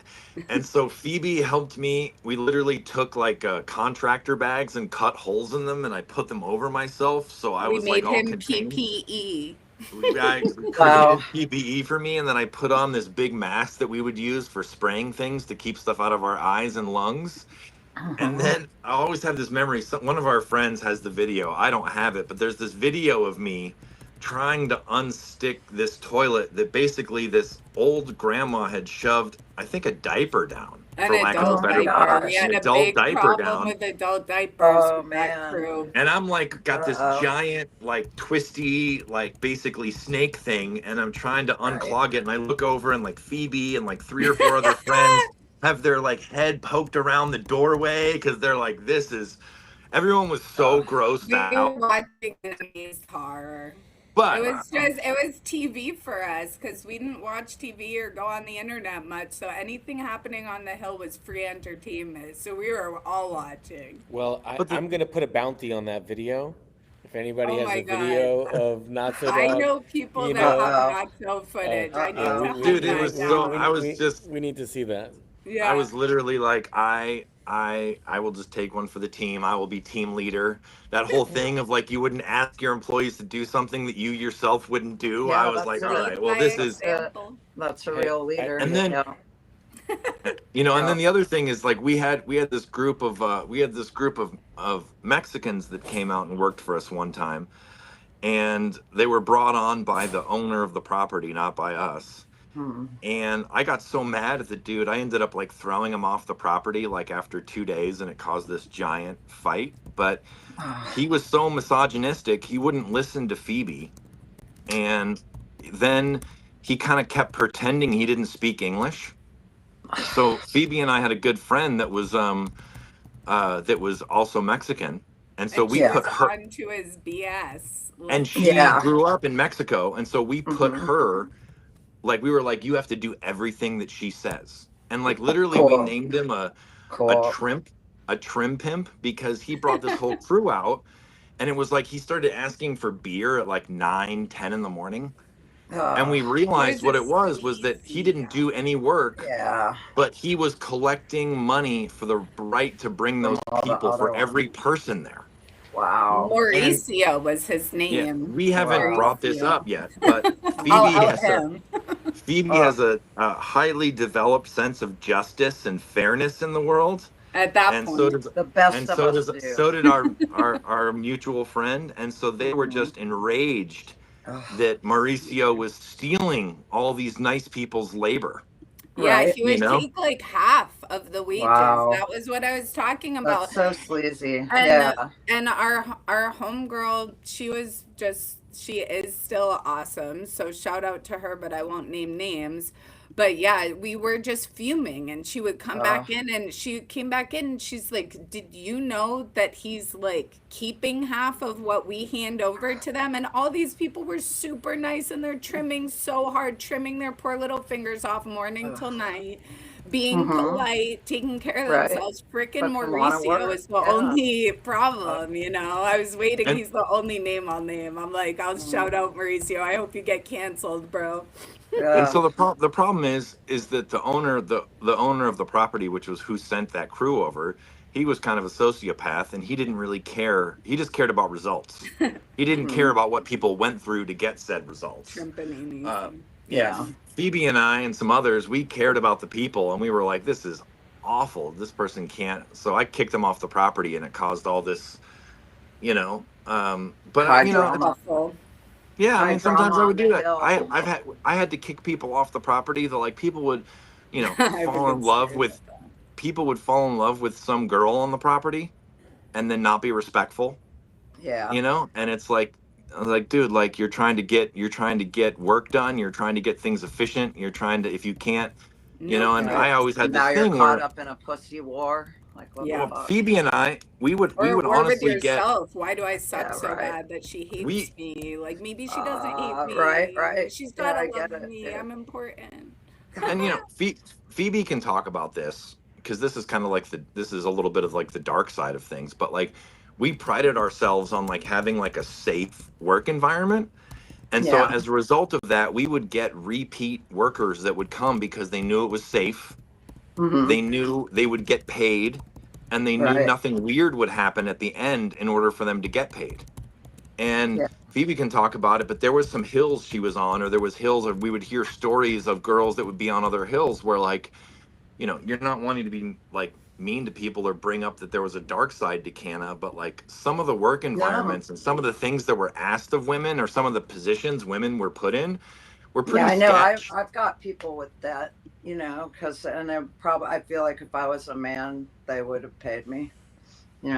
Like Yeah. from back then. I mean, It's there was like, some what? times where dudes would want to Well, get paid, wouldn't want to pay the woman at the end until she did something right. for him, Yeah. or there Hmm. was some pretty unsafe situations. And so our whole thing was, we just didn't want people to steal from us, cause us problems, and we just wanted good work that ended up making Hmm. the thing that we had grown nice in the bag. Hmm. And so we ended up getting for the most part, a pretty good core of people that were That's like good. vibing with that. But Yeah, if there, you're kind, I feel like people are gonna want to be with you and do what you're doing because they I have definitely, a self-respect and a respect for others. I definitely never Like locked any people are. termagants in a freaking sealed room and hope they didn't asphyxiate. So I wanted to say Wow. something Yeah. about Like that. wow. I wanted to say Yeah. something about Yeah, I that. want to hear something Um, about that. so that is still happening. Oh, I don't I'm want to. sure. I don't Yeah. want to. I don't want to Maybe mention more. it. I Because don't want they to. need more Yeah, it's more. workers. It's More. more. Yeah. I don't For want to sure. mention any names because number one, I don't know exactly what happened, but there was a news story in California last year about a massive operation in the desert of California that ice raided. Okay, Yeah. and the Yeah. whole Yeah, I ice remember that the whole article. ice thing is Mixing streams there. right. I know. The whole ice thing is out of control, but Yeah. um, and the reason why I don't want to, I don't know what part of the story is true or not, right? But Hmm. what the news was saying and what ICE was saying was that they actually saved a bunch of illegal workers that were From locked there. dire conditions. Yeah, Wow. they were like locked in ocean containers, Yeah. doing all Wow. this work, and and they Yeah. said that, That's and disgusting. they said that they were actually thanking them that they saved their lives. Now, obviously it could be propaganda or whatever, but No, it I could be true believe though. I kind of Yeah. believe that this stuff was actually I happening mean, because Whether or not I believe that story, I know there are people being subjugated to those conditions so that some guy, I won't say what kind of guy, but some guy can live a rarefied lifestyle off a Yeah. plant that was meant to be everybody's, and that's messed Yeah. up. So It is. Yeah, it is. that's all. I Need won't I to won't go down free the that lead downer for all the road too people. deep though. Hmm. and But that's kind of like, we've touched on it in other, like, and other, like, podcasts we've done on women and weed and stuff, where it's like, it really does matter. There was some unsafe hills. Yeah. It was not easy to be, especially as Phoebe mentioned like an hour ago or something, like an unaccompanied woman, Hmm. right? It yeah. was much, much safer to be shacked up with a guy, or to Yeah. have a partner, or someone who like would have your back or protect you, you know, Yeah. type of thing. Which is Um, sad.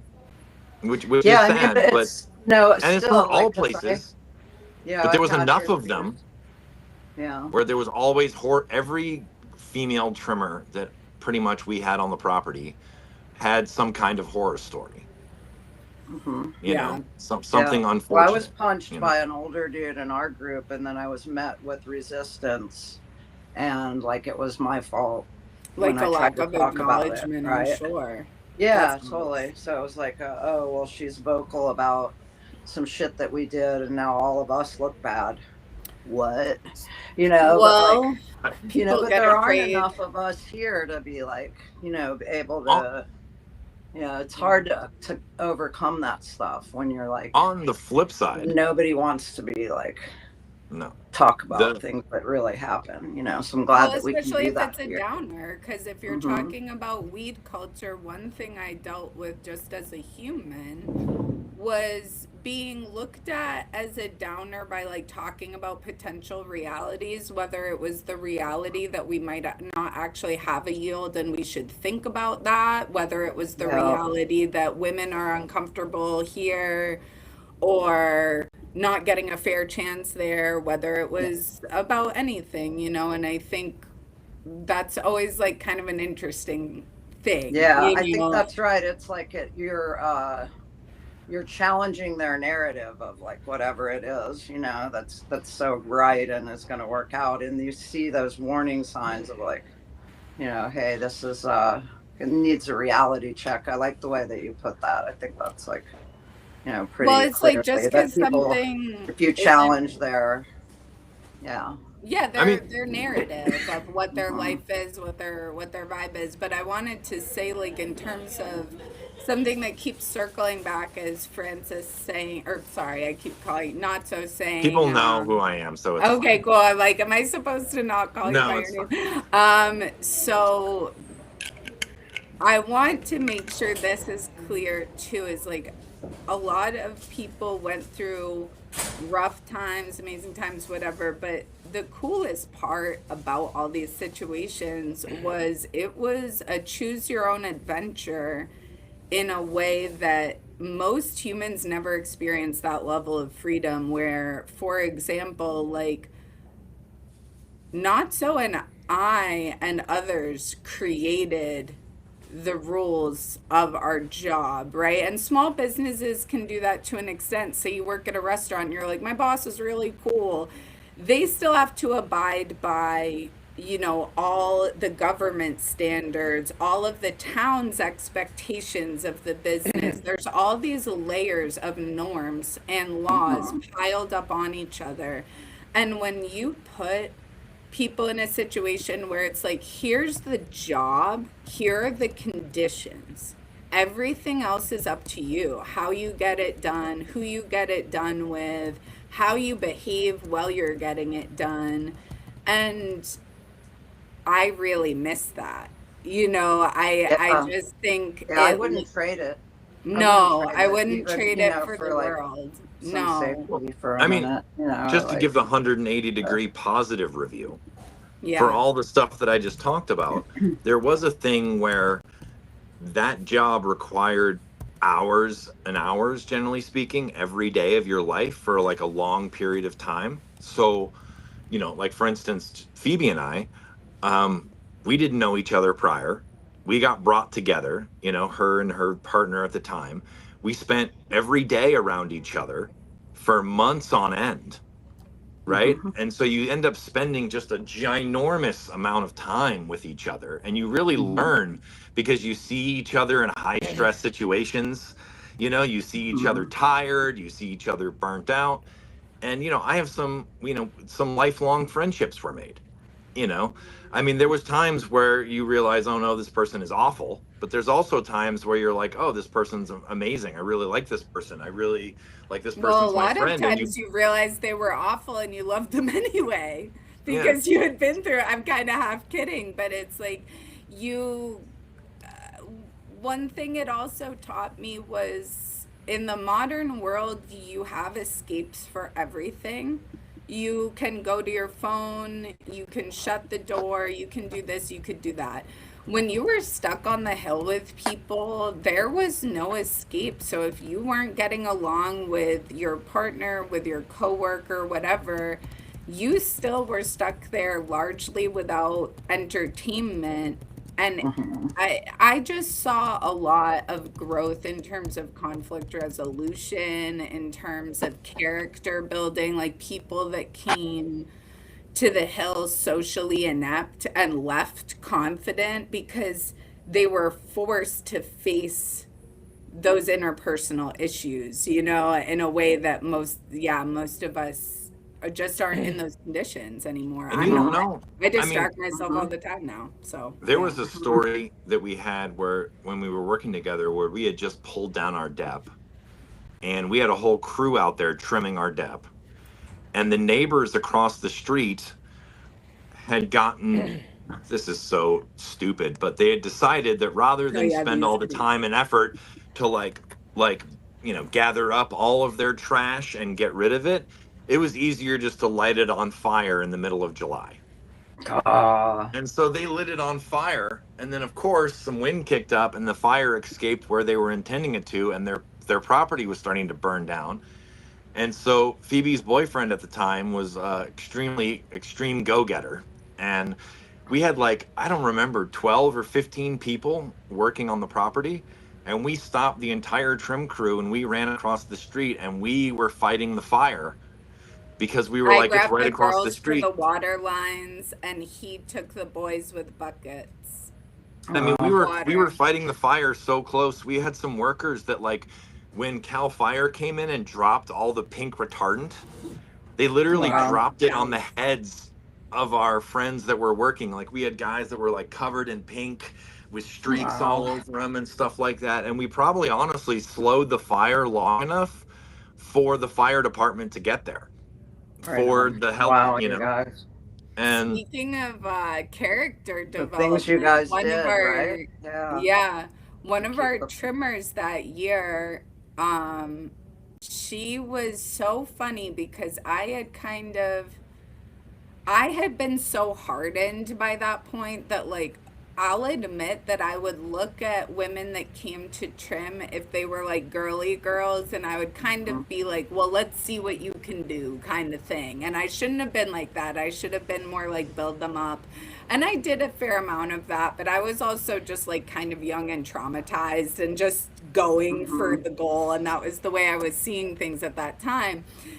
But one of these chicks that I admit I saw that way a little bit, I remember the fire's going, people are running everywhere, you've got people barking orders, and I remember she's standing there like this. And I Uh, looked at her and I said, you can't do this right now.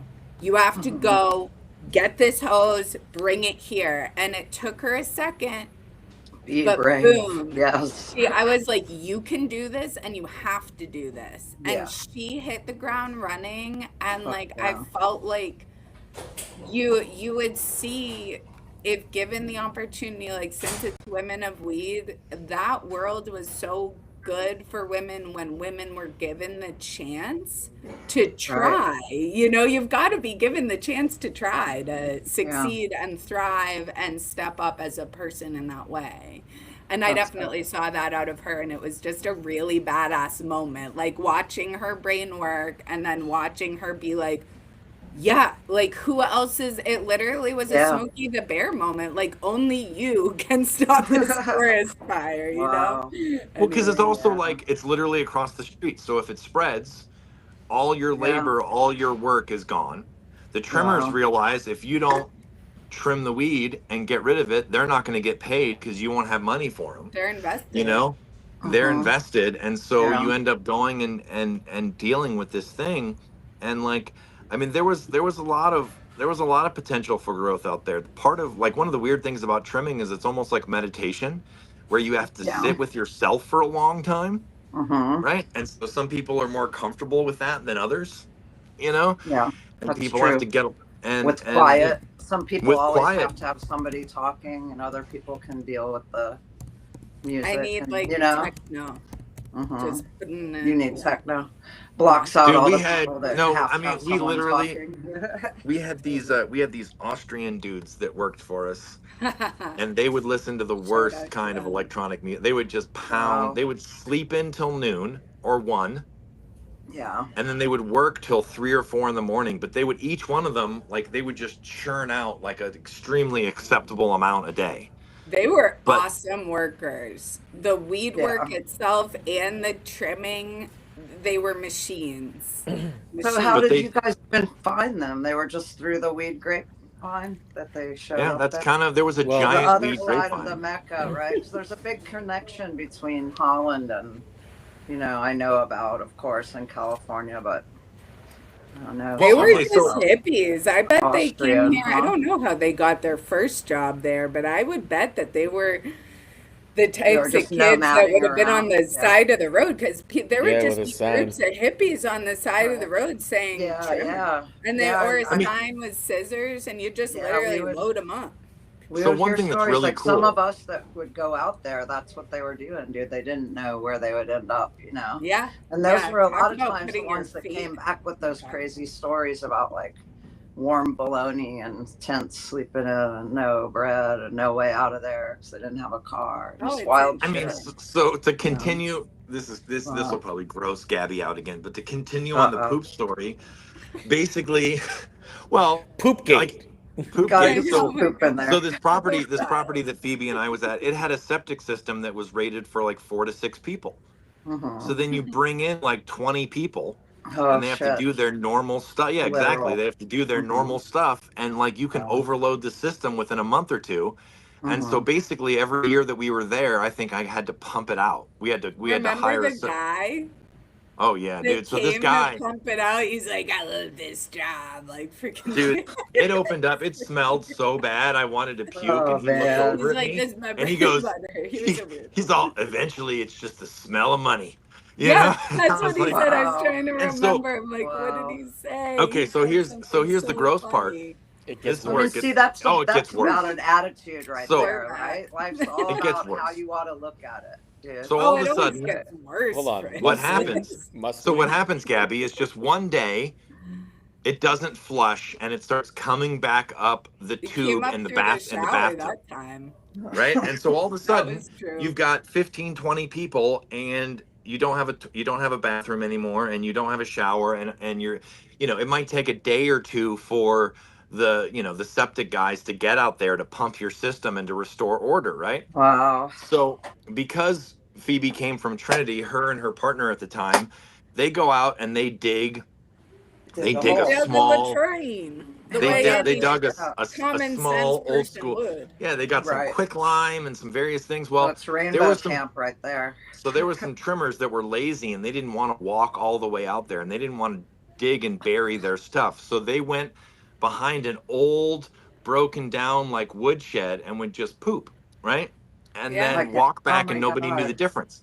Except Wow. for we had 3 or 4 dogs. So all of a sudden one of Phoebe's dogs comes running up, and he's got toilet paper stuck to the end of his nose. Oh And the no. females realize that the dogs all have poop on them, Oh right? man. So then all 3 or 4 dogs had That's to get human bathed, poop. human Few poop. who And then knew. her For partner sure. realized that, like, we realized that people had been pooping. So then her partner and I, we had to make this grand speech about actually Wow. walking all the way back there, actually throwing some shovels of dirt into the latrine when you're done, not just Yeah. leaning up behind this woodshed Right. building and like thinking you're going to Dude. get away with it. Okay, Yeah, so I mean, I would know from rainbow camps, like flies will land on that, and then they're right on your food. Like that's Oh, I the mean, dude, shit ever. we're it talking Right? was Black It's Plague bad, level right? It's conditions at that that's point. like You it know? was super typical gross. The shit other that thing that was super separates us gross. from Hold on. the Let me ask you a animals. question. Huh? Yeah. Have we had Yeah. enough? Have we had enough of those poop stories yet? Okay, so This we If won't this go is to a my poop story. It's this part is of the Oh, deal. he this is always These are women wanted of real to life weed share. and your stories. weed No, but stories. this is part of it. So I'm gonna go take a imagine break. you're I'm women gonna of take a weed, shit. and you're women of weed, and This they Hope it man come all to needs comes you. to out all go. right.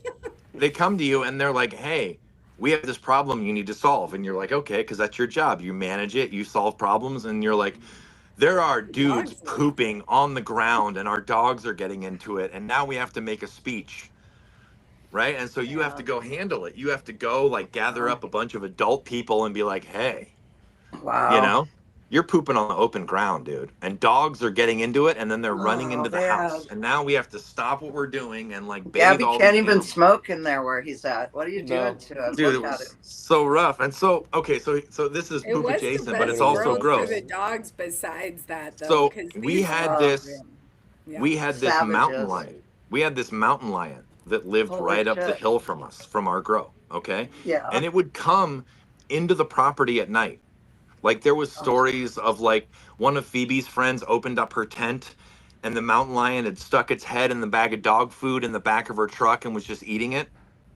There damn. was stories of like the mountain lion like walking past people's tents, like literally within a few feet.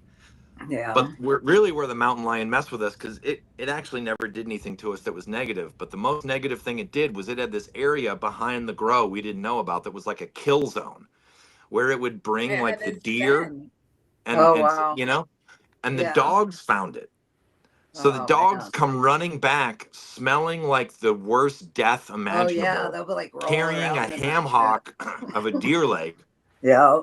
and Yeah. they had all basically rolled in the filthiest Yeah. They'll be rotting like, I stink flesh. good. Yeah. Oh, Yeah, and they they came loved back. Freaking And it. They dogs, were dude. Yeah. happy as Phoebe and her heck. partner had two dogs, and then our another Mhm. buddy that was helping us was there had a dog, and so there was at Minimum least of three. 4 dogs, which There was was four dogs, and they all Wow. rolled in like the rotting death, and one of them came back like the proudest dog with this like rotting like thigh of a deer, and we all had. And so then Wow. like all the girls have to stop trimming, and Yeah. it's like bathe in shampoo and get the death Oh, smell man. off the animals The as much as dogs. you can, you know. well, Man. life is a lot of work, let's say. And So there that's was just at some random stuff point. like Yeah, that that stuff. Yeah, dude. where Living in the forest, you you can don't get want like Gabby. skunks, fucking all that. You know. Gabby's Yeah. like, oh, you don't want He's to talk got to go about out poop, and smoke weed. He can't even handle it but anymore. you know, Like Well, but it it's that a kind pushed of him stuff, over the brink. like she mentioned, transition. pooping in a bucket, like it was a real Yeah. issue. Yeah, for You sure. know, I knew people who lived in like underground, So basically like cellars with, water outside on some spigot Yeah. somewhere. And there was power, but only for the grow. Yeah, That well, definitely that's how were it doing all goes. So that. It was many like Rainbow Camp, resources just but for with the like grow. a shed, like on in the ground shed with like a weird little way to I get in mean, it. even with that, Uh there's some stories that like I'm just hesitant to tell. Be, oh. like, oh no, yeah, like dude, you straight up, told all like the once. poop stories. No, it's gonna I be Oh a no, thought dude, I there's while. thought that was pretty good. I mean, there's worse we ones. covered adult diapers. We covered I mean, do Yeah. you remember when our friend brought to us that she was convinced that some male had Oh, pleasured listen, himself? no, we're Yeah. tabling that. We should get There you away go. from the grows just for any people in our community that let's maybe have let's gagged into oblivion. Because this let's one just is like, honestly, that's like dark Epstein grow files. We let's don't let's want just Uh, say that you gather together to grow some herb and put some good weed in the bag, and then you have to deal with some parts of human nature where you're just like, really?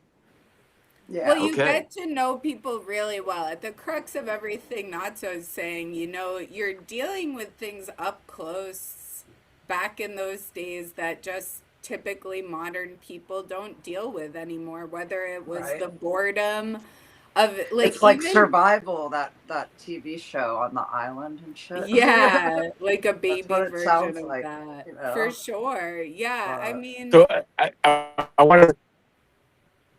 you're breaking up a little. yeah, I was you're thinking. Like, pacing too much. oh shit. Your No, ideas Like I yeah. Can you gotta guys hear pull me it okay or right. no? your Yeah, do it. internet. Now a little bit. You're definitely like coming in and out. Mm-hmm. I'm You're a little disconnected to the digital. Wi-Fi because I walked outside. Oh, okay. Alrighty, I'll go inside. I'll go inside. You look like you've got Go a ahead. good one. I see Continue. that Okay, look on so your face. maybe I could tell something that is on a little bit of a different tact, but I'll just tell it. Imagine that. I'll just tell it from my perspective, right? So when you're managing a place, you get people brought in, and you're trying to figure out when you're a manager, okay, of people, Mm-hmm. what you're trying to do is you're trying to figure out those people's skill sets And you're Right. trying to, if you're a good manager of humans, you're trying to put people in positions to succeed, Right. right? For sure. Because it's pure capitalism. You're either going to like put something quality into a bag or not, The better Right. they do, the right? better you do. Right. Exactly. And so, Yeah. you're trying to look at people's skill sets and be like, what do they know? What do they not know? Well, one of the Mhm. reasons that Phoebe and I became such good friends was that she really, really wanted to learn a lot more about cannabis, right? Mhm. And, like a lot of times I would have this issue with dudes, okay, where it's like I would try to teach them what I knew, and they would be like, "Are you trying to big dog me? Do you think I'm better? Yeah. You think you're better than me? You think Little you know know it all, more than I me?" don't Poindexter know where we Francis. lost the want to learn, but You it's know, it's like, Very but definitely it a was like thing, a, you know. but Like, it was like a real problem for me, right? Because you're yeah. trying to teach people, this is the way I want things done.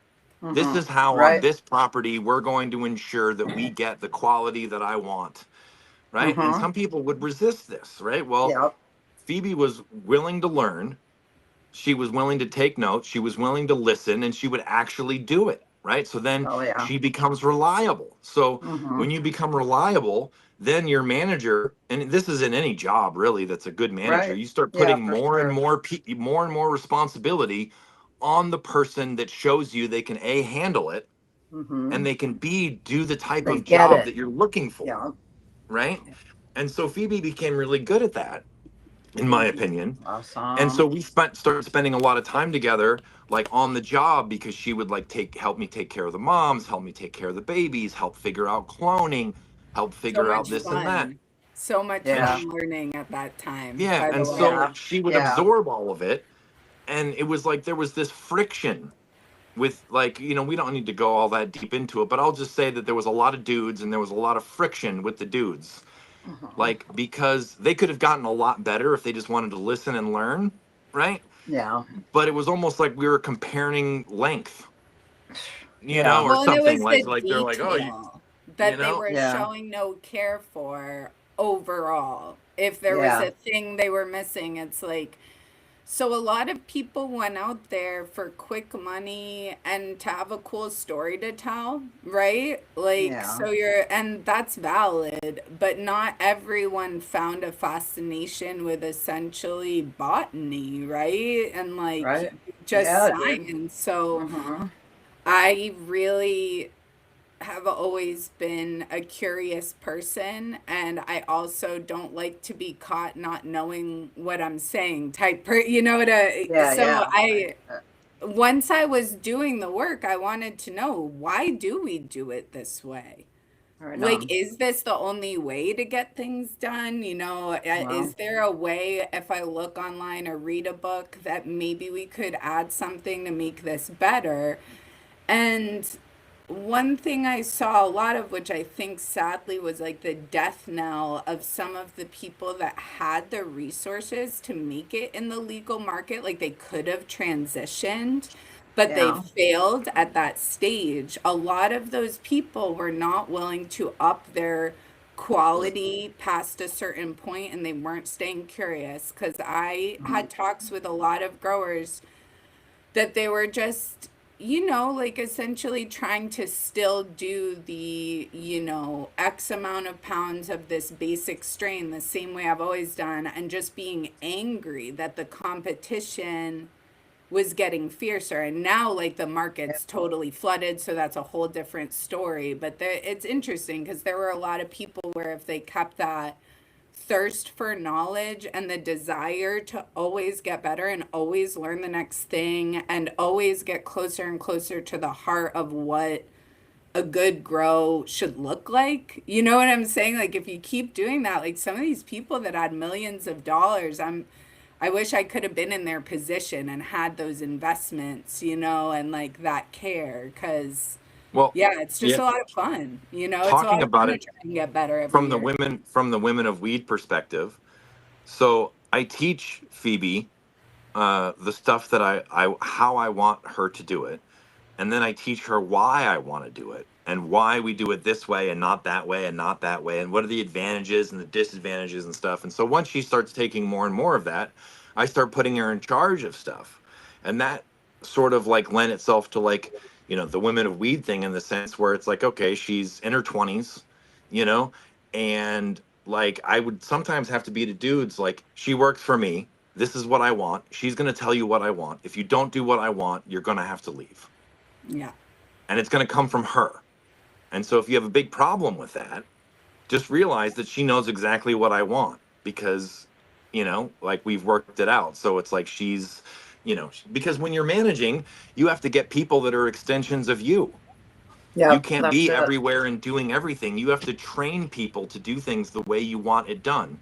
Yeah, And then the people that that's it. can replicate that well and explain it to others and manage people, that's helpful, because otherwise, Right, like, you get overwhelmed and stuff. And so she would right. bump up against like being young and being a woman, Yeah. right? And people would Yeah, get mad at people me, underestimate you and then they and try I to would be take like, advantage, you know. For and people sure. would be Or they like, just get mad because they get caught with their pants down. Yeah, Right? and Like they people, get yeah, caught where this girl, like half your age or a decade younger than you, she just told you like some science, you know? well, I just, it's more just like, it's like, you know, why is Phoebe in charge of me? And I'm like, well, because she yeah. listens and she does a good job and you don't. Hmm. So Yeah. now you get to listen to her, because Yeah. she's going to And then tell you're you what I want. bossy, right? You're I'm like the paying Oh you, bossy yeah. bitch. Yeah, So you know? most bossy And being the definitely. even like, boss, I will you say, know. like, her ex partner, boyfriend, whatever you want to call him, Hmm. he was an extremely hard worker. But I had to teach him, and it wasn't very easy, that like not everything can just be solved by more, harder, faster work. Sometimes you needed to step back for a minute and plan it all out and show people what they needed to do, you know, and take a little bit to like organize how you're going to approach it. And not everything can just be handled with like brute strength and a will to succeed. Like, it's fine to apply that when necessary, right? But like, you know, a You lot of it need is, both in that world. You needed both in that world, Yeah, like on the same property. We did yeah. really well running our own spot in terms of finances and like success of the grow when we had our own thing. But yeah, you need both. And I think that was part of the reality of the old world, where maybe the new world could be friendlier to women given the right attitudes, just because, like, you don't necessarily need to know how to fix a generator, run a chainsaw. You Mhm. don't need to necessarily be able to shovel all day in the sun anymore. Like, you know what I'm saying? Like, Right. there's different, but yeah. Can you do that shit? You fix the generator? So I can fix some things on a generator. Hell I yeah. can't run a chainsaw. So we Uh, did need him for that. It's like, yeah, we need a yeah, chainsaw runner. That's one of my big regrets, being afraid of learning the chainsaw. man. But other Yeah, than that, all the tools, all the gear, I could do it all. I So I'll figured when say you the said you were living in chainsaw, a VW bus, yeah, I'm like, hell yeah, she metric tools. for You I sure. mean, know, she's even small motors. Yeah, Hell even for yeah. exactly. even for That's most, fucking great. You know, a lot of Thanks. women shy away from that too. You know, I had a bone they'll to never pick and even like something to take their prove at oil that filter. time. Yeah. I Yeah. just like, I'm not gonna say I have none of this anymore, but I lived very intensely when I was in that life, and I definitely felt like I had a bone to pick and something to prove, because it was just time and time again not getting credit for your efforts. Yep. It either beats you down or it lights a fire in you, right? And so, Mm-hmm. like, if there was a thing, it was like, I want to know how to do it, if Yep. only to be like, see, We can do it, dude. and We which, can and do then you it. end up falling in Yeah. love with what you learned. Hell so I yeah. want to I We want can to do tell it. this story just because it's about the core of it's about kindness, and it Oh, involves Yeah. Phoebe, right? So we had this giant series of fires start on this on this project we were running, and another we fire. another a different totally different set of fires, and we ended up getting they we ended up getting evacuated, right? And so I was at my house, because there's this thing with evacuation where like they can't honestly force you to leave, right? But if you leave, they can prevent you from getting back, They have the National Guard blocking right? your So routes. So her partner at the time was on probation, and so when they had to flee, they left like a whole bunch of our dep like packaged and ready to go on the property because he didn't want to get pulled over with it. So I left my house to go get it, which meant that I couldn't get back to my house once I had left. So I went and got it. And then we had this weird thing where we had this whole huge crop and we couldn't get to it, right? And so we tried for days different pathways, and it was like a serious fire. They had National Guard with like M16s, like blocking the roadways and turning people around. And we were at Wow. this point where it's like, if we didn't get to the crop, the entire thing was going to die.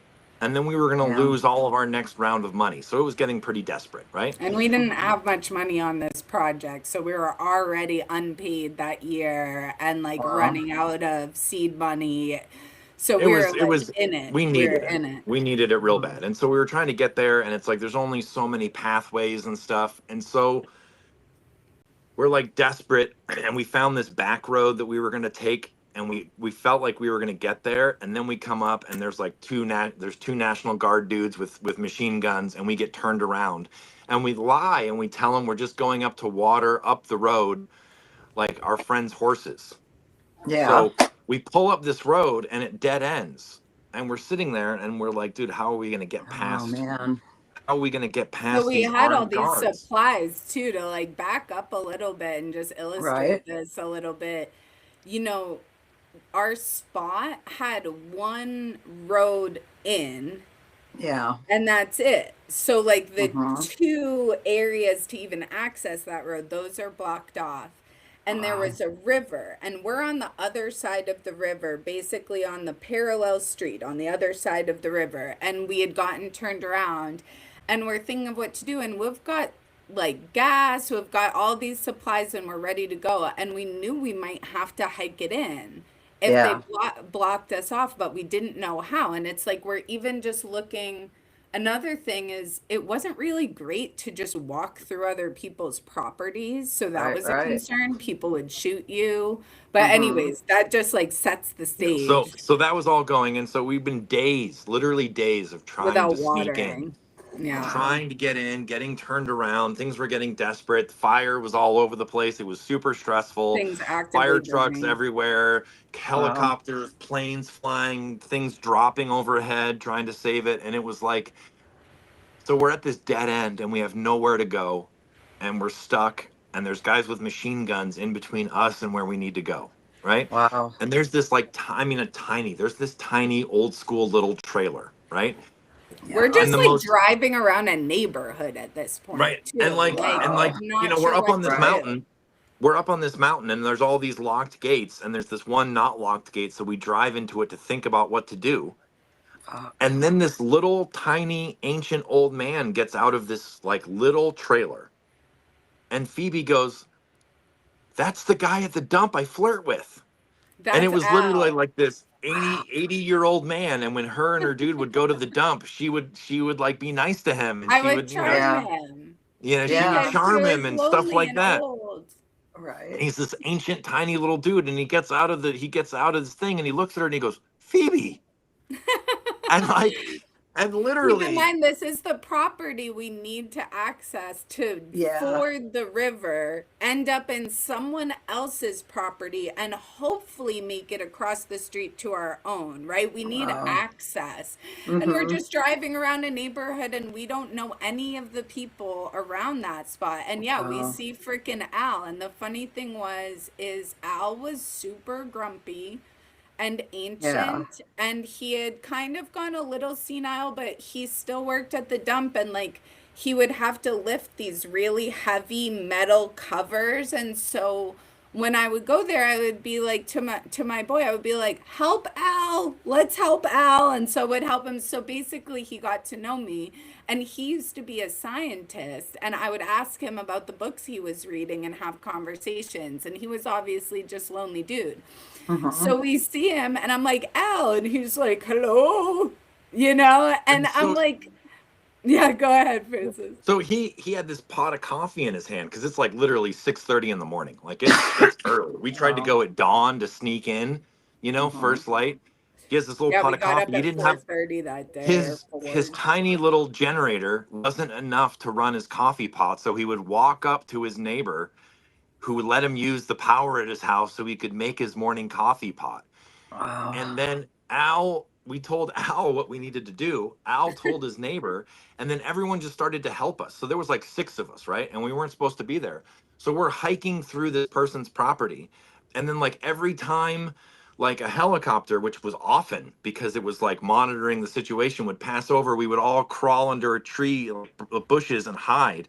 We had Uh-huh. like a 5-gallon tank of gasoline that we were trying to bring to turn the generator on so that We we were could actually carrying a like lot of heavy stuff because we would stop. have And to so switch off the gasoline Wow. between people. And like, you also have to understand the topography. Like, we're on a 45-degree incline most of this time, up and Holy down shit. ravines, trying to be like, oh, the river's that way. Like, it was really rugged. Like, we were Uh-huh. in the valley. And so basically, we were trying to come off one side and then scurry across that river and then yeah, so it was like Yeah. basically it felt like what I would obviously nothing close to the risk or anything, but like what a secret op would be like. You know, you've got your Yeah. supplies and then you're like, That is a I like secret never op, dude. forget the adrenaline because we'd be oh like, shoot yeah. a Yeah. helicopter, and we would literally hit Right. the ground. And like at one point, we were literally crawling because we were going through like grass and there was no tree cover. And like Francis, oh dude, she's like, you know, like we're all, anyways, because you have to remember, like, we're not military, we're just like some hippies, and we're like, oh, like I got scratched, like keep going, and like Yeah. I'm I'm going, like, crawling should through we poison keep oak doing right now, this? dude. Well, This is I'll gonna be save you miserable. Yeah, like, you know, like we're not stoked. We're not professionals. We're Wow. bumbling like this completely. Like, even when we saw the old guy, the funniest part about that was me being like, so Al, we're trying to basically ford the river and like we just need to sneak through this place. And like I was totally expecting him to tell us to fuck off, you Yeah. know, and be like, what are you talking? Anyways, so yeah, we're hiking. We're hiking, and you got to realize that there are, no exaggeration, hundreds of PG&E and firefight workers in there. Wow. They're cutting down trees. They're cutting fire lines. There's bulldozers. Any of these people see us, we're gonna get turned around, and they're gonna tell the National Guard who has guns, and we're not gonna make our mission. So it really felt like spy versus spy. And then we're Yeah, on the it other side is. of the Eel River, so we had to like ford the Eel River, and like we like tied our shoes together and like laid them around our necks, and then we like waded the river holding the stuff that needed to stay dry above it.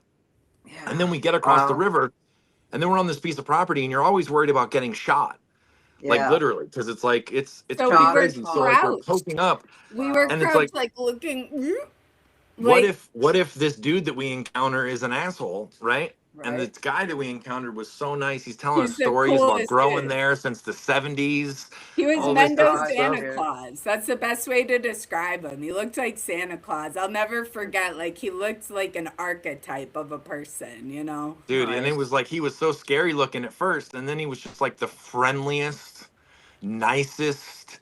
Like he was telling us stories about trying to get away with like 4 plants in the riverbed in the late 70s and like the whole thing, and he was so Talking shit supportive. about the National Guard. He's like, these Oh, people trying to keep people from saving their livelihood, you know, like yeah, and all so he was that. Right. super helpful. And so Nice, anyway, dude. we get back to the property, okay, and we're We like, we made made it. it. We've won. Yeah. We have our gas. We're gonna I was water our exhausted. plants. Everything is perfect. This is like hours of Yeah. Hours of crawling and shit. hiking and dodging and And hiding adrenaline coursing through your yeah, veins the and whole for time. I and felt Wow, like you I was guys. on a stimulant. and this was like the first time in three Yeah. days we'd actually had this much success where we kept getting turned around or blocked the previous days, right? So we get there, Hmm. and the fucking fire department had drained every reservoir and tank we had on the property. Oh And so it was man. bone dry, right? Fuck. And so I'm like, oh my God, we're going to lose the crop anyway. Okay. So we Yeah. talked to the fire department, and the fire chief is like, can I use your bathroom, dude? And I was like, I think we have water. Sure, you can use the bathroom. So we let him Yeah. use the bathroom, right? And we're there, and we're like, dude, We had like, I don't know how many thousands of gallons, but we had like probably 10,000 gallons of water storage in various tanks, and they were all drained, right? Mm-hmm. So a few hours later, the freaking fire chief shows up with like 5 water trucks, and he was Oh like, my man, gosh, dude. thank you guys for letting me use the bathroom. We stole your water. Would you like some of it back? Wow, Because the dude. river was right there. And so he came with like 4 water trucks, and they filled up our tanks, and then they went back to the river. They Mm-hmm. filled up their water trucks again, came back, refilled our tanks more. We were able to use the gasoline that we hiked in to turn on one of the pumps, and then we were able to water the crop. And then Hell the yeah, next dude. day, we had like a big flat spot in the front yard of this property, Yeah. and the fire guy comes back, the fire chief comes back, and he goes, would you mind if we use this area as like a staging area, because it's Amazing, flat yeah. and we can bring in our stuff? And so all of a sudden in the front yard, there's like water trucks and fire trucks and campsites and portable water. They set up camp, base Wow. camp, to fight the fire in the front yard. Right. And then Yeah, there's and you this other can't thing. So tell we have them this no, right? so They're we have like this we have this huge grow back saving there, everything. right? And I go Yeah. back there, and you got to realize they bring in firefighters from all across the state. So Oh, I most of the forgot about firefighters that were there weren't local. Yeah. So one of them, I can't remember who they asked, if it was me or Phoebe's boyfriend or Phoebe or one of our somebody. There was only like 5 or 6 of us there. We had Mhm. all snuck in. They go, would you mind if we all lined up? Would you take a picture of us in front of your grow? And so Oh I don't know who no. has it. We don't have it, but like we went back there, and there's like pictures of like literally like 70 firefighters all like arms around each other Wow. directly in front of the grow that they had saved, which was ours. Wow. Dude, And that'd it be was cool to intense. find that picture. Huh. It was, I mean, there was so much, like, just to go back a little bit, that night that the fire happened, all this crazy stuff happened. There was like 60 to 70 mile an hour winds. So it ripped Yeah. off. I think there was we had a big greenhouse. The big greenhouse was the only greenhouse that kept its top. All the other greenhouses, all the plastic got shredded by the Wow. wind, It's right? And so 420 East ash, Coasters. huh? Whoop, whoop. 420 East Coasters. Oh Yep. yeah. And so I missed it all by of it 1 minute. all of it gets ripped off, and then it drops below freezing. It was like really one of the more memorable weeks of my life, because it was like, when like, it felt like with Phoebe and some other friends, it felt like you survived like a tragedy, like you went through like the crucible together or something like that. Well, It was yeah, like there dude. was so many little That's the intense real deal things that, test of character, right? Like It you and gotta was help me the hump the. I mean, it was the challenges and the requirements for pulling some shit off like that. You it know, I have a was it question, was, crazy. Francis. Just like huh? that's we got amazing. we got What? blessed seeing that guy. It was like What? the odds were I'm gonna just wait in for our Phoebe. favor. But go ahead. Yeah. So I have a question and a comment. First, the question. So the fire department saved the stuff from burning down, and you guys were able to water it. But was it ruined by smoke? We did really well that year, and somehow, so basically the weed was so good that by the time it was trimmed up, you couldn't smell anything because it was really good weed. Like we had said that, What were you remember guys that weed, growing Francis? then? Like I think some of it got ashy and we would just Yeah. toss those nugs. I We were remember good growing things about that my year. LA that Gabby and I offer. Nice. We were growing the LA. We were growing some Maui. We were growing. I mean, there was We all had kinds of stuff that happened. showers, We we had got back. We got back to the property, and we're like cellars. saving the plants, and then we discovered that like some kind of like mama cat I was gonna had like say we inherited kittens. brought her Oh, babies and put her babies in our garden beds that had the yeah, plants in them to protect them. And so all of a sudden, like we had like 6 kittens, man. you That know, was fun. and Yeah. it was like so wild, because like the reason I started that story is like if Phoebe had not been kind to that little old man, we would have failed. Like we had failed. Yeah. That was Yeah. like our last cast of the dice, and we had not made it, and there was nothing else we could even think of to do. And then that little man gets out of the trailer, and he's all, Phoebe, because he's I'm literally, like, I'm not trying to make fun of ow! him, but he's like literally Right. like a little You 82 year know? old like shriveled little man. I'll Yeah, and never that all forget came that out of moment. empathy and love. I And could as tell by the soon way you were talking about him. and as You soon know, as it's he like said that's Phoebe, genuine love. You know. our luck changed. So, He was a And good dude. everything after that yeah. sort of fell into position after days of failure and stress. I And have one more memory of that specific moment in Yeah. time, Let's hear it. which was we were with the landowner who kind of had a different vibe in life than me and Francis. He was more of a money guy. Yeah. And I remember he's like, "Who's this old man?" And I was like, "That's Al." Well, that was the way the moment He's went. like the And then savior. I was like, Yeah. I'm gonna talk to him real quick. I think maybe he'll let us be here. And he's like, Are you sure? And I'm like, Yeah, it's Al. Like, give me a second. And I hopped out of the car alone to be the to be the spokesperson of like, you're gonna see a bunch of. Because we had Francis who looked presentable, but some of my other workers, looked Mhm. pretty rough.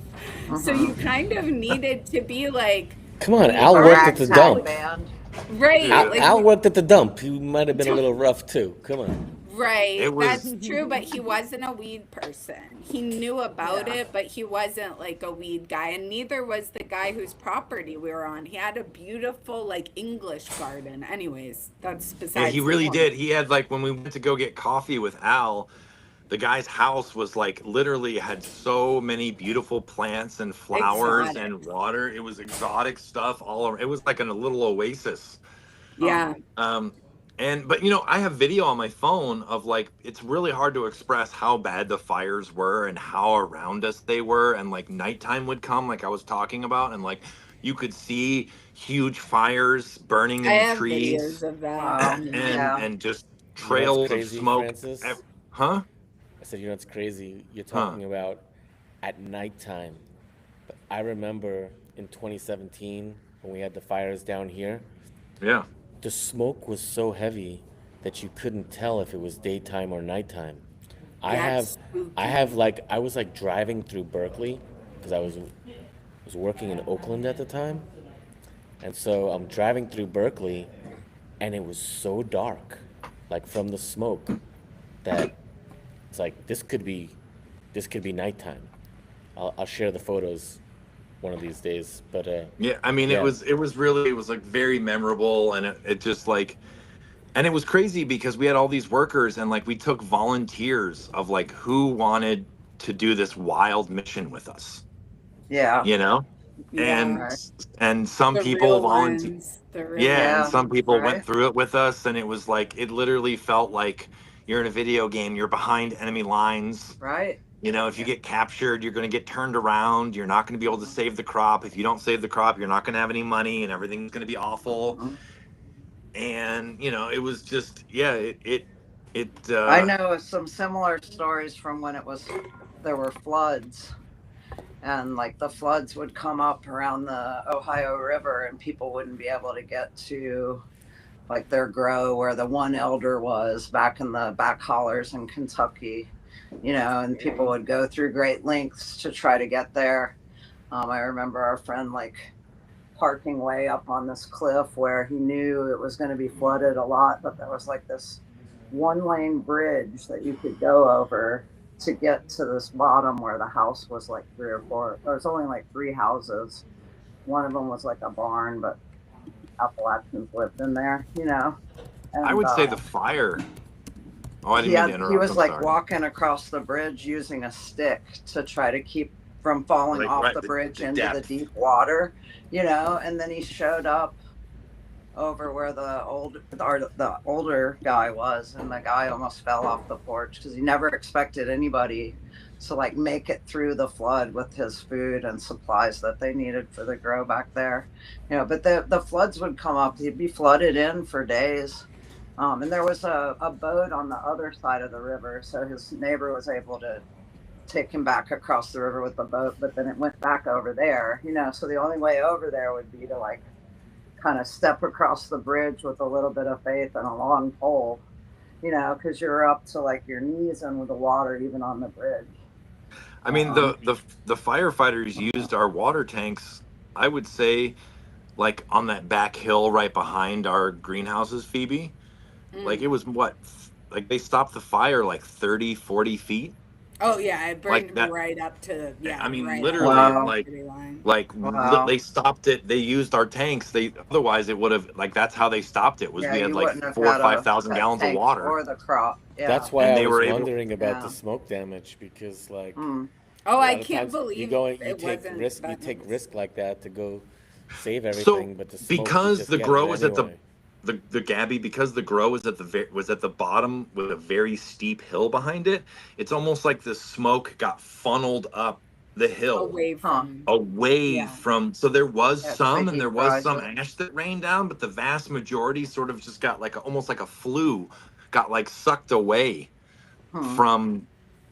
Yeah, it was You're it in a canyon where wind goes through. yeah, Something. it was really it was an intense. And I mean, maybe we should talk about for a second because we kind of got away from it, like we talked about like your blue dream and Jack. Yeah. What was it like, because you mentioned it before, but like when she came and worked with me, we had like, I don't know, you know, we grew a few dozen things sometimes, and we had some classics of things we We would had at rotate through a least like lot. 26 strains or something, including the ones that were like a few plants that you were trying and stuff. And we had like, a few heavy hitters, but then we had a lot. Yeah. So we would do stuff like, because every hill was different, was like, I would say like the LA, and was one of our standards, Super um silver, the super chem silver, dog, and the chem dog and stuff, but and like the we would D and the the, D. offshoots of that. I mean, I remember the D is actually really funny because it will throw sterile herms, and I have this memory of her boyfriend running to me and being like, Oh, dude, he was losing it that day. the Yeah, about entire the greenhouse has thing we got hermaphrodites. We're gonna seeded. have thousands of Oh no. seeds, because we had this Yeah. bay that was like, I don't know, 6 feet wide by 100 feet long of just D. And Hmm. about 4 or 5 weeks in, it threw off like, dozens of herms per It was plant. throwing nanners, Little and it was a bananas. scary Yeah. looking. It was scary Wow. looking, to be But we didn't get a honest. Yeah. single seed because it was sterile. No, Oh I wow. remember that. Yeah, I remember that for sure. Yeah. Yeah, You had to it pick all the was. bananas out. But it was interesting because it was like we weren't the biggest thing, and so I tried to train everyone that we were never going to compete on volume. We needed to do a good enough job that people wanted to come see us because of how good of a job we had done on what we were Hmm. doing. And that created conflict, like with, because there's a bunch of people that would just look at it like financial wise and would see all the little stuff. Like, for instance, I would give, quote unquote, our boss or whatever, I would give the landowner the same strains that Phoebe and I ran. And when it came time to look at it in the bag, the stuff that Phoebe and I and her dude and others had done was way nicer. Yeah. And he would get mad You because we did got all the these right inputs. Hmm. we just treated it nicer. We did all kinds of things to make it nicer. Yeah. Even in post processing, like we had a whole, like he would do this thing We where would have people he would trim into the pound bag. So, like, basically, there would be shake and all this crap in there, and too. He did. yeah, Yeah. Wow. and he would just have people take it. That'll ruin flavor He if would you leave he would it. have people take it off Yes, the line, for trim it right sure. into a bag, themselves seal it up. Wow. We would do all this QC where We would myself, duff and Phoebe, inspect and really, like, look. My Yeah. eyes hurt. My eyes suffered. and sometimes I did that for years. I would often Yeah. send Phoebe to do it because she was a little bit more direct and gentle. But like she would go back and tell trimmers like, "Hey, look at Tighten this. it You need up. to clean this up. This is not gonna work." But we would do like this post trimming quality control where we would duff it, we would do the smalls, and then we Hmm. would make sure that like what made it into the bag was really nice. Yeah. And Those were the there, days, dude. There was quality yeah, control.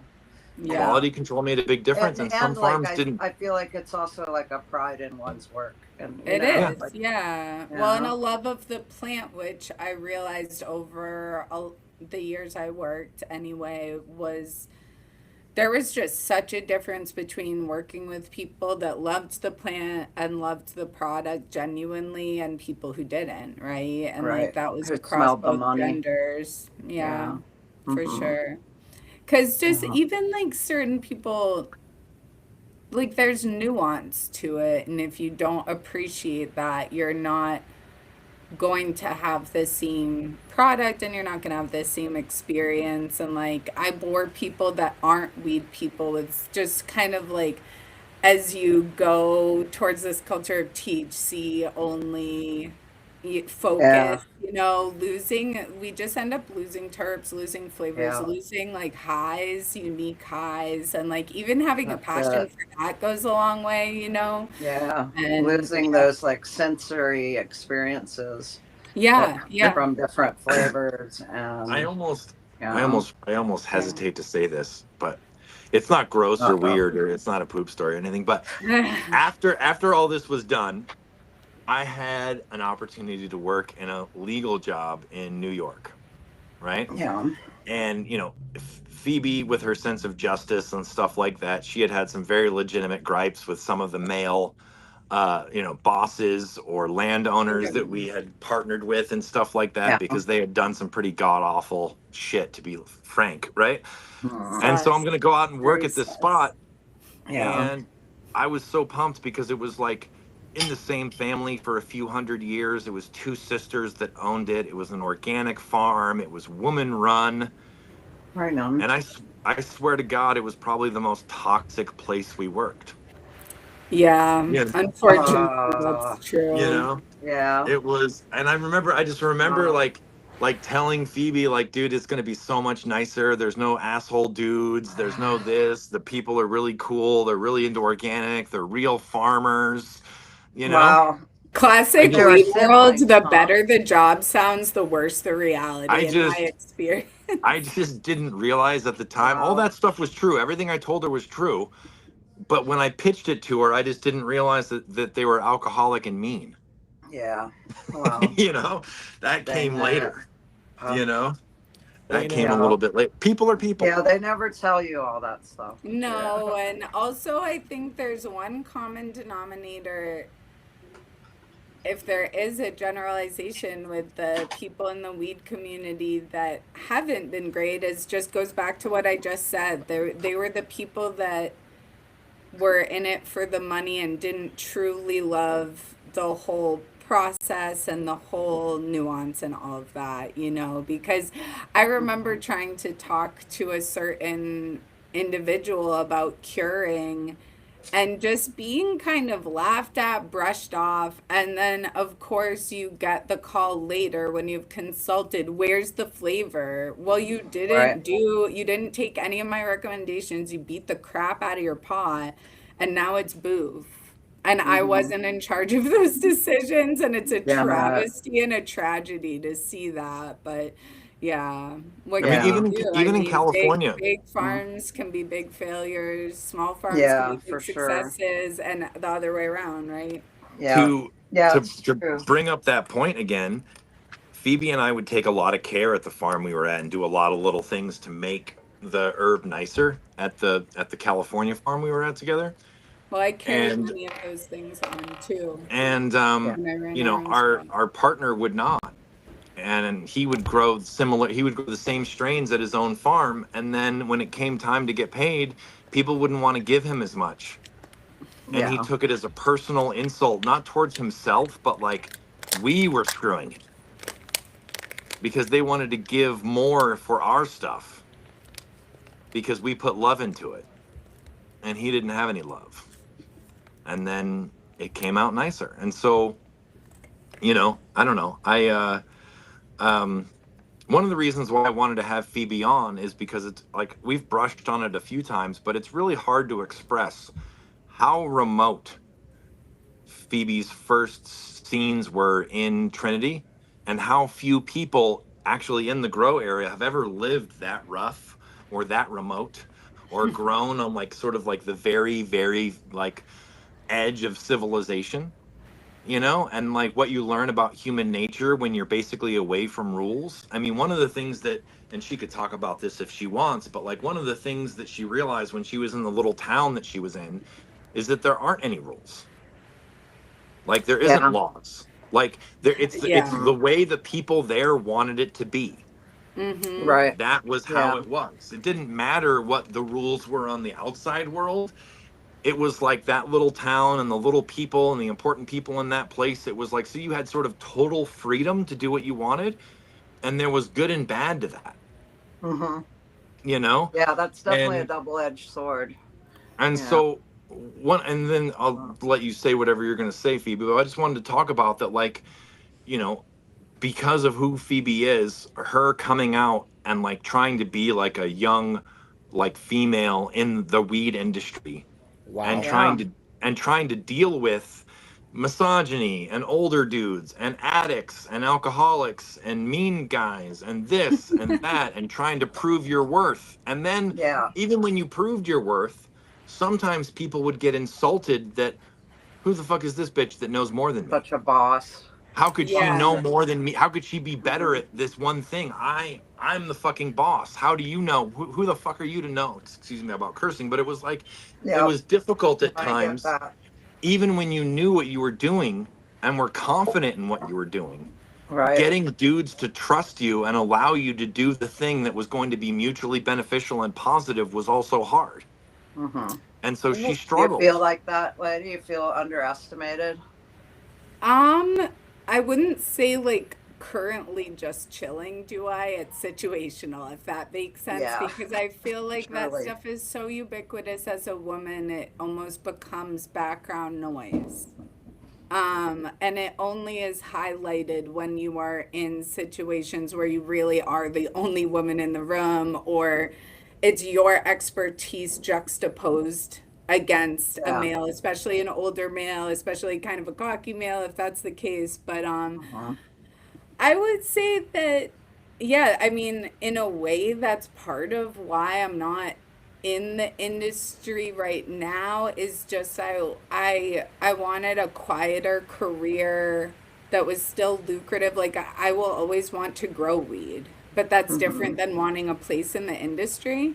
And I Right. feel like the lifestyle I lived out there is now somewhat dead. It's like the Yeah. off-grid culture still exists, the cannabis culture still exists, but the world where I could live on a property that wild, like that's illegal now, and there are environmental reasons for that. So I'm going to Yeah. say like that can be good, whatever, take it or leave it. But I was in love with the plant. I was in love with the wild mountains of California, and I was in love with living away from, like, for example, like, I didn't watch the news then. I was completely cut off from society. Like, I liked it that way, and it's been a very Yeah. painful return, to be honest, getting used to all this again, getting used to whatever. But I will say, something along the lines. I know Francis was saying something about how remote, how tough it is out there, or whatever. But I don't know. I feel like it was almost better than I modern just wanted to bring life. it up because I don't Really. feel Yeah. people have lived that Right. extreme. Yeah. In I the mean, we No, had snowy on wilderness. no, it's Yeah. the scary. property It's that intense. It's Yeah. uncomfortable, right? on the That's property also that true. we were at together, which was far more civilized than Trinity. We had a She flushing got toilet and we had she got shower. It was she got a bunch of nice. chickens, right? And we Yeah. kept losing chickens, and we couldn't Well, figure out why. And we The realized eagles were it was swooping. bald eagles wow. that lived on the river that were coming and grabbing our They were like, chickens at hell night. yeah, we'll grab some chickens. And Wow. yeah, Yeah. and they would get nuked. And so yeah, there was bald eagles, there was mountain lion, there was bear, there was randoms, there was fires. And you know, the type of people that live in those environments can be very Yeah. kooky. You Oh, know, Yeah. some okay. of I the kind of neighbors remember what I was gonna say now, and I lost a train of thought. That's Yeah. what happens when you smoke weed on a podcast. I was like, yeah, women and the wild. Anyways, but yeah, I was going to say the crazy part about the area in Trinity was that like Francis was saying earlier, there were very few police, and it really was just whatever the people there said was cool, and people literally disappeared. Like the Murder Mountain Yeah. stuff, it's not everywhere, but it was real. But it was funny how the outside sees it versus how I saw it, which how I saw it was I knew if I minded my own business and stayed on my hill, Yeah. didn't trespass, didn't ask questions, and was Hmm. polite at the town bar, I felt very safe and Yeah. fine and good. But you just had to really know where the hell you were and not be an idiot. There was a lot of money getting made. There were a lot of criminals hiding in those areas because of the lack of police presence. There were literally, like, if you killed someone in Sacktown, people would be like, I'm gonna go like deep into the woods of Trinity and no one's Oh. gonna find me. So it was like the coolest people ever. The people that were like, I want to live off grid and live close to the land and live this like utopian dream. You have those Hmm. people, and then you also have like some guy who killed a guy like 2 months ago. Wow. And so I remember getting there from the East Coast, like one of my first times in Hayfork, which is just a really remote town that was mostly supported by grows.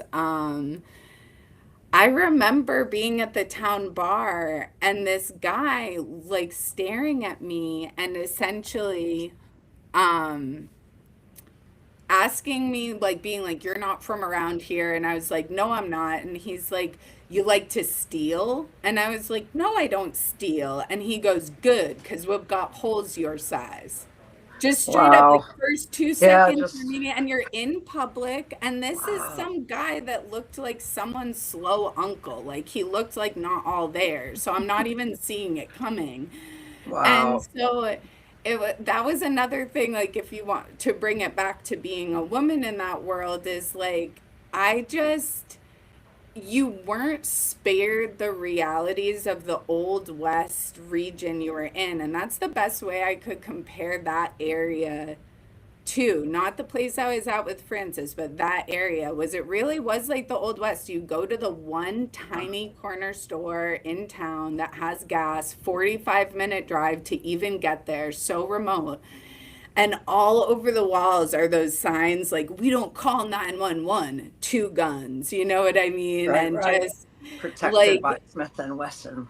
totally. There was a town, like the town bar in Hyampom, Brews and Screws. Literally, there was a guy that would ride down on a donkey with a felt hat and no teeth. And you're like, Silas? Like, who the hell are these people? Like, you're literally like these Wow. characters that look like they stepped out of 1880, or I don't know my history, or like that Leonardo DiCaprio gold mining movie, like literally Yeah. off that set into Wow. just like your. Also, that bar was really cool because there was community weed at the bar. And so you could just openly roll and smoke on the front porch. And if you didn't have Nice. weed, it didn't matter. You were just rolling up whatever they had. And Nice. so once again, like East Coast kid, I was like, this place is awesome. This is weed smoker's paradise. I don't care about the dangers. So that was like, I was very excited. That's all they Wow. had to do. I'm like, they gave me a weed plate. Like, I don't care. Like, so they say people disappear here. Like, hopefully not me. I'll just be really nice. Wow. So, Yeah. yeah. Yeah, it takes a certain amount of grit to be in that circumstance and be like, all right, I'm gonna tough it out. Yeah. Yeah. You And gotta like even for adventure a them, little for the bit. ones that are already there, right? They've either been raised there and then they're like coming from a place where people were living off the land for sure and making it work. Totally. Um, There's One also all thing. yeah. the Bigfoot people there. Like, there's like legit, like at that bar, you can hear the coolest stories. Like, there will be some guy there that's like, I killed the last California grizzly. And you're like, that's awful environmentally, but really? And then some guy's like, yep, I've seen the Sasquatch. I've seen it.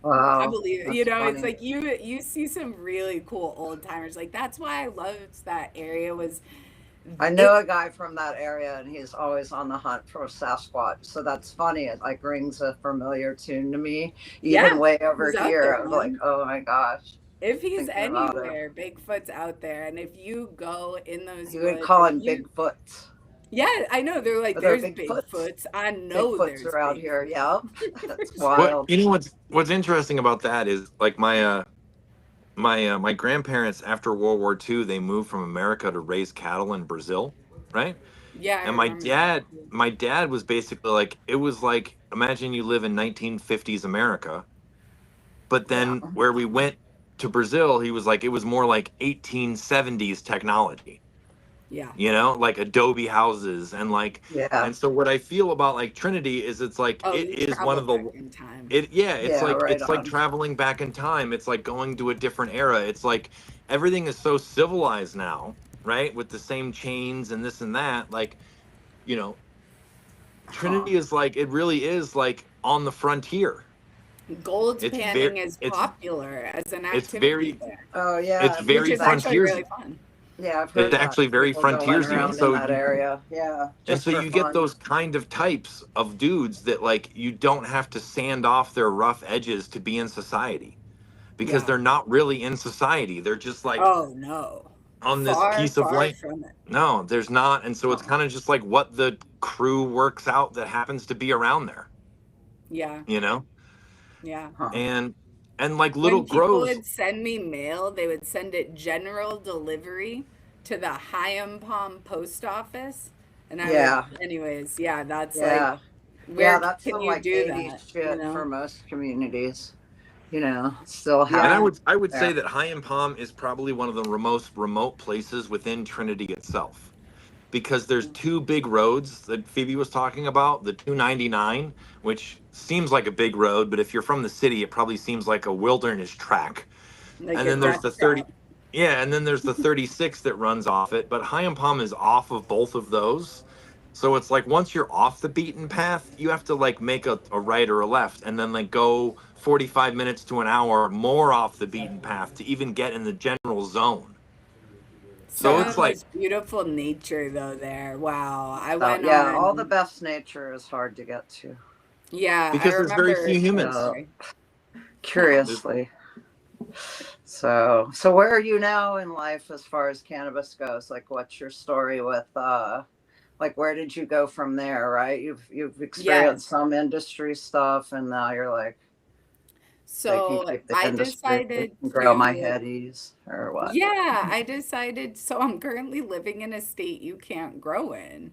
So that's Wow. kind of funny. So I was Oh, consulting a little bit in Maine, which was fun with some home growers, but I just kind of got frustrated because I was so used to scale and I just yeah. like I can connect with small grows if they were my own and I had complete control. But and anyways, I just decided that wasn't for me. I'm a massage Mhm. therapist now and a weed consumer and still open to weed work and definitely when I can have a property of my own will definitely be Oh throwing yeah. up a grow ASAP. But for Hell right now, yeah. I'm an appreciator, a consumer, and an observer, and now a commentator. So Hell appreciate I that yeah, mean, lady. opportunity. Welcome. after Podcaster. her and I worked together, Yeah. It's she been went great. and worked on this property in outside of Willits that just Yeah. so happened to like back up to like this guy that I knew on Dead Tour that was one of the Oh yeah, wildest I people was I there knew for a while. on Dead Tour. I think he Yeah. got burned out of there too, right? Oh, Didn't Uh-oh. that spot. So it's, yeah, that spot burnt down in a really bad fire the year after I left. And literally, it destroyed the entire farm and everyone's belongings because it moved that quickly. So I got Wow. really lucky to avoid another fire related, cannabis related traumatic experience. But yeah, my 2 years there were really cool because that was when I was able to really have more ownership over the entire process. I was in charge of the finances equally, the grow plan equally, all of that. I wasn't under Francis anymore, as lovely as that was. And so that was a really amazing adventure, and our spot was pretty wild, honestly, because the rules were very lax, and I was abutted to the property with, I called him the Burning Man neighbor. I won't name names. And they were just so crazy that like our whole trim crew would like disappear and would wonder where they were, and they'd can't come back in interesting conditions and would be like, okay, like you wandered over there. I see what happened. But He we, was one of yeah. those guys that wanted to be altered all the time, and Yeah. he liked having company to be altered with him.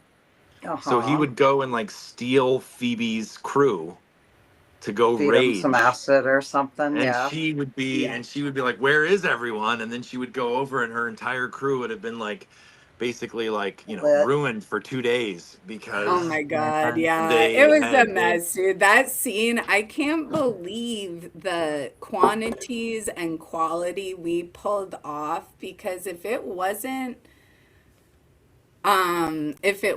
Steve and I don't know how we did it, because our stuff came out so nice. It came Oh out yeah. so nice, and our yield was awesome. And those years were really good weed years, but they were total hill scene chaos. Like it was like people sleeping with one. It was just drama. It was like it was too much MTV drama, too I many think you get too many substances. humans together and that stuff happens. Well, and when you Yeah. add on top Uh-huh. of booze, which can be Yeah. problematic enough, like Mm-hmm. it just was a mess. And I was Cali sober those Mm-hmm. years. So I was just kind of a frustrated woman during those years, but it was also I amazing. bet. Like we had really amazing workers from all over the world, and that was really fun. And yeah, I mean, that time was bittersweet for me because I could feel the rules like changing, and I knew the spot we were at, they weren't going to pass eventually. And I was surrounded constantly at that era with people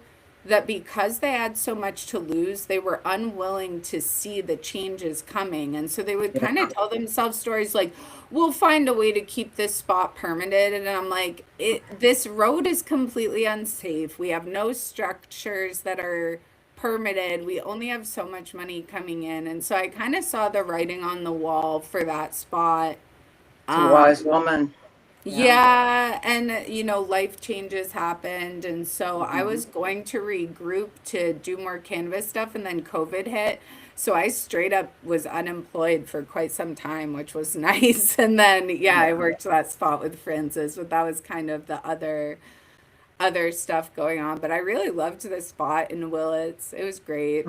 I Mm-hmm. killed my first rattlesnake there, which I think is bad juju, but it had to be done. And I was kind of proud that when the moment came and I had to do it, I was able to do it. So Yeah. yeah, Did the other ones come for the funeral? no, thank No, God. that's good. That's good. Yeah, yeah, totally. I feel like he knew he had come too close to all the Yeah, things, you know. I get it. And I You know, said a with prayer after, because I knew as soon as I was like, this is bad, like I'm a little superstitious or whatever, you know. So that was So it. yeah. what's wild is we're like 2 hours and 45 minutes into it, Mm-hmm. Yeah. and like we didn't even get to like half the stories I thought we would, which is pretty funny. Mm-hmm. But Yeah, I'm gonna have to Yeah, go at we've 5. said You guys I can don't. Well, we can do you part two guys again can hang soon. out, or I we hope can I hope we I can hope Phoebe will come back and do a part two. Oh, if people want it, I'm always down to Well, gab. we don't care what they want. yeah. We Yeah. want it. As no, long but as Yeah, it's not these still the these easy. are our Cultivation Haters memories. and unite. Yeah, As these part are of our this, memories. I've always thought, and so I'm Oh super yeah, pumped I've that got she's more here today stories than that, but less energy to because tell them for sure. like we've It's been actually great. told like I look some of forward the to hearing tame more of your ones. stories. And Yeah. in all honesty, we left out like some of the really ruthless ones. But Yo, Francis I is really just dying to tell y'all like 17 more poop stories. You I was know gonna that's what's say, Yeah, happening. yeah. well, You you know, know I mean, I that. hear He's you. like, I so got there more. are he there has are a times, fetish. you know, there are times when you're like, okay, I'm the boss, therefore I'm Yeah. forced to deal with not only dealing with this, but solving it. And You then gotta like be a having problem solver. conversations with No, other it's adult true. human beings Mm-hmm. Yeah. and trying to like come to some kind, and some of it was embarrassing. Like there's just But one of the reasons why I wanted to have Phoebe on is because if we're going to do like, women in weed or whatever, she definitely came out and she definitely got the full experience of living on various hills in various, places during 215, and, some of the pros and cons of being a woman, trying to fight for Yeah. respect, trying to fight for your place. As she mentioned early on, they wouldn't even pay her the first place she went because she was a woman. She was Yeah. just there for male Yeah, companionship you purposes, don't get taken seriously, you right? I know? had an No. outside job for that. So Thank she God. started Digging holes. she Yeah. started out as an unpaid male companionship in some people's eyes and had Oh to my fight. It gosh. sounds I don't terrible. like the It does. optics of how we're wrapping up No, there, Francis. No, no, just- but it's just Well, but you've come imagine you around to go out your to the middle piece, of right? nowhere.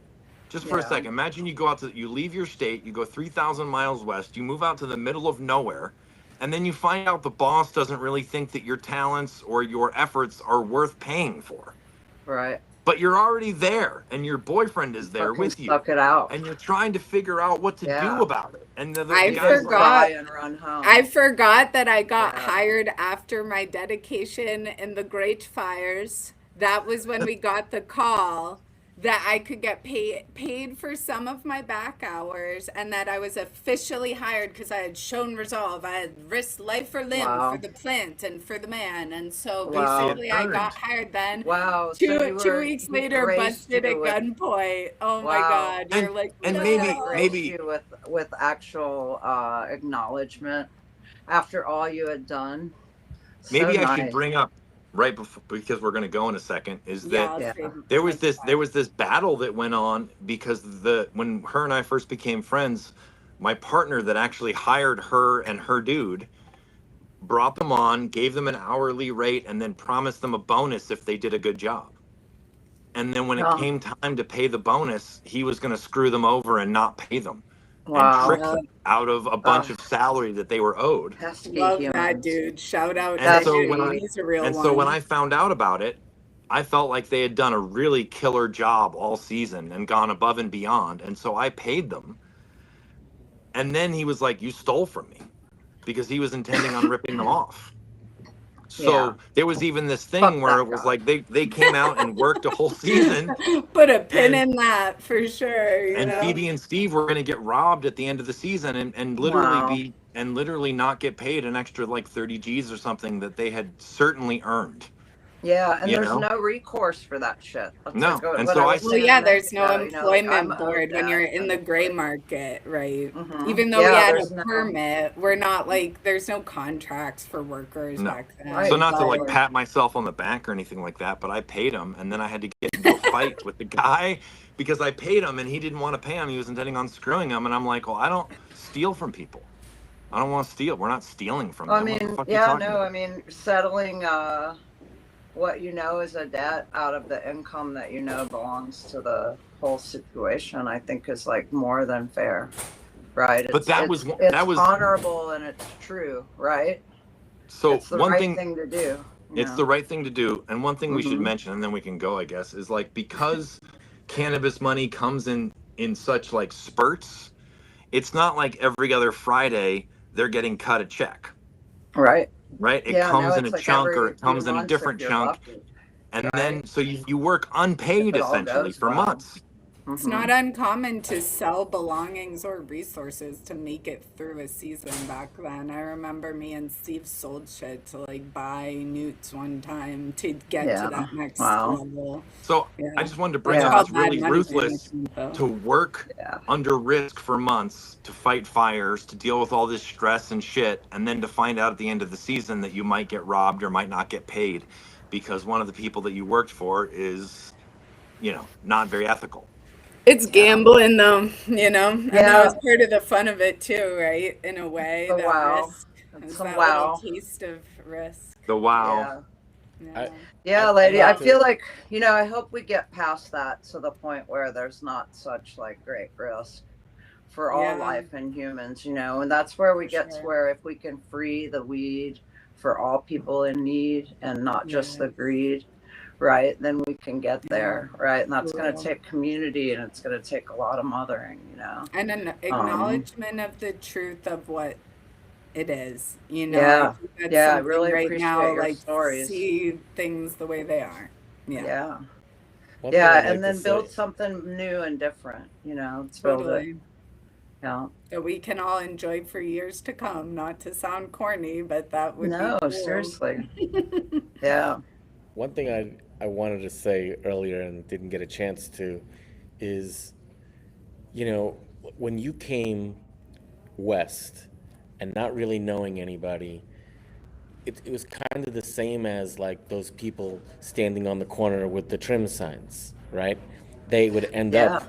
they would end up wherever they would By the end up. grace of God Right, vibes, for exactly. And sure. but Hmm. I I'm not going to say there was more bad people or more good people, but what would It happen was a would be, mix. yeah, what would happen would be like if you were a good employer and then you had like good trimmers, you would hold on to them as the most valuable assets you've had. For sure. Like Near and dear. those people would always work for you because you took care of them. Totally. And so I think there are a lot of special people up in those hills that treated people right, gave people opportunities, like helped them go and next level themselves, and That's how I I mean, was able to have a good yeah, experience. the amount of Yeah. money that people could make in a season, is, that's the reason why It they was were pretty out cool doing at it. times. Yeah. Just Sure. showing up somewhere and not knowing anybody, with a sign with some scissors on it, that was risky, and you could end up Hmm. in some shady situations. And the other thing that I Luck of thought the about, draw. Hmm. and Notso Dog and I have daughters, but like the world has never been as safe of a place for women as it is for men, And I was thinking, like, in the city, in New York City or in San Francisco, if a woman is walking alone by herself in a shady neighborhood by herself, this is not good. And, it might not be as good, it might not be good for a Carry man some either, risk. but, Yeah. right, but Hmm. it's never the same. And so it was the same thing, in Canada. It's like you Well, could and end up in solo a shady female neighborhood traveling is by different yourself. too. Yeah. That's not what you want to do. Hmm. Yeah. It's one of the sad realities, I think. And I won't be long with this thought, but I read a Yeah. really great article once that captured a feeling I've always had as a woman that I've always hated, and I think has pushed me to do certain adventures that some people in hindsight have been like, you shouldn't have done that because now you have maybe some issues from some of the stuff you've been through or whatever. But the article essentially was talking about how she was reading Ernest Hemingway books, and I've also read his books, and a lot of them are basically about a dude getting super wasted and just like being wherever in Europe, doing whatever, talking to whoever. And usually it ends sad, but it never ends with like, he'll just pass out in the street and then keep doing his thing. And like what the woman was writing about is she's like, I will never be able to feel that free. I'll Right. always have to have a little bit more, at the very least, a little bit more guardedness. I need to plan my traveling a little more. I need to Hmm. second guess going places alone.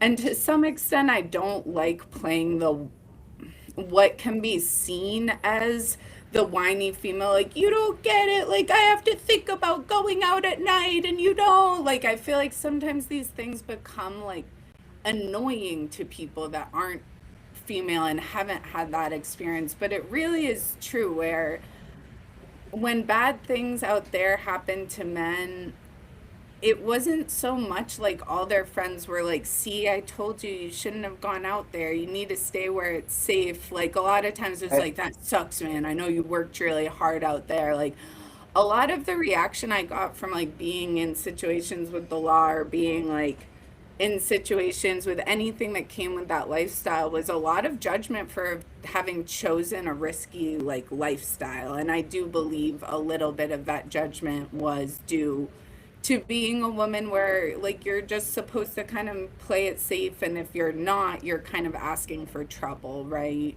Yeah. And maybe that is in general true for everyone though. If you go to be a criminal, you're at more risk of getting arrested, right? Like that's also just real talk. So I Yeah. don't want to overblow or undersell that concept, you know. There's just so many unjust, you know, rules around Yes, and cannabis. You know, and anybody unspoken that loves the things. plant and is like a warrior for justice and for, you know, delivery to people that need medicine know that that has to happen.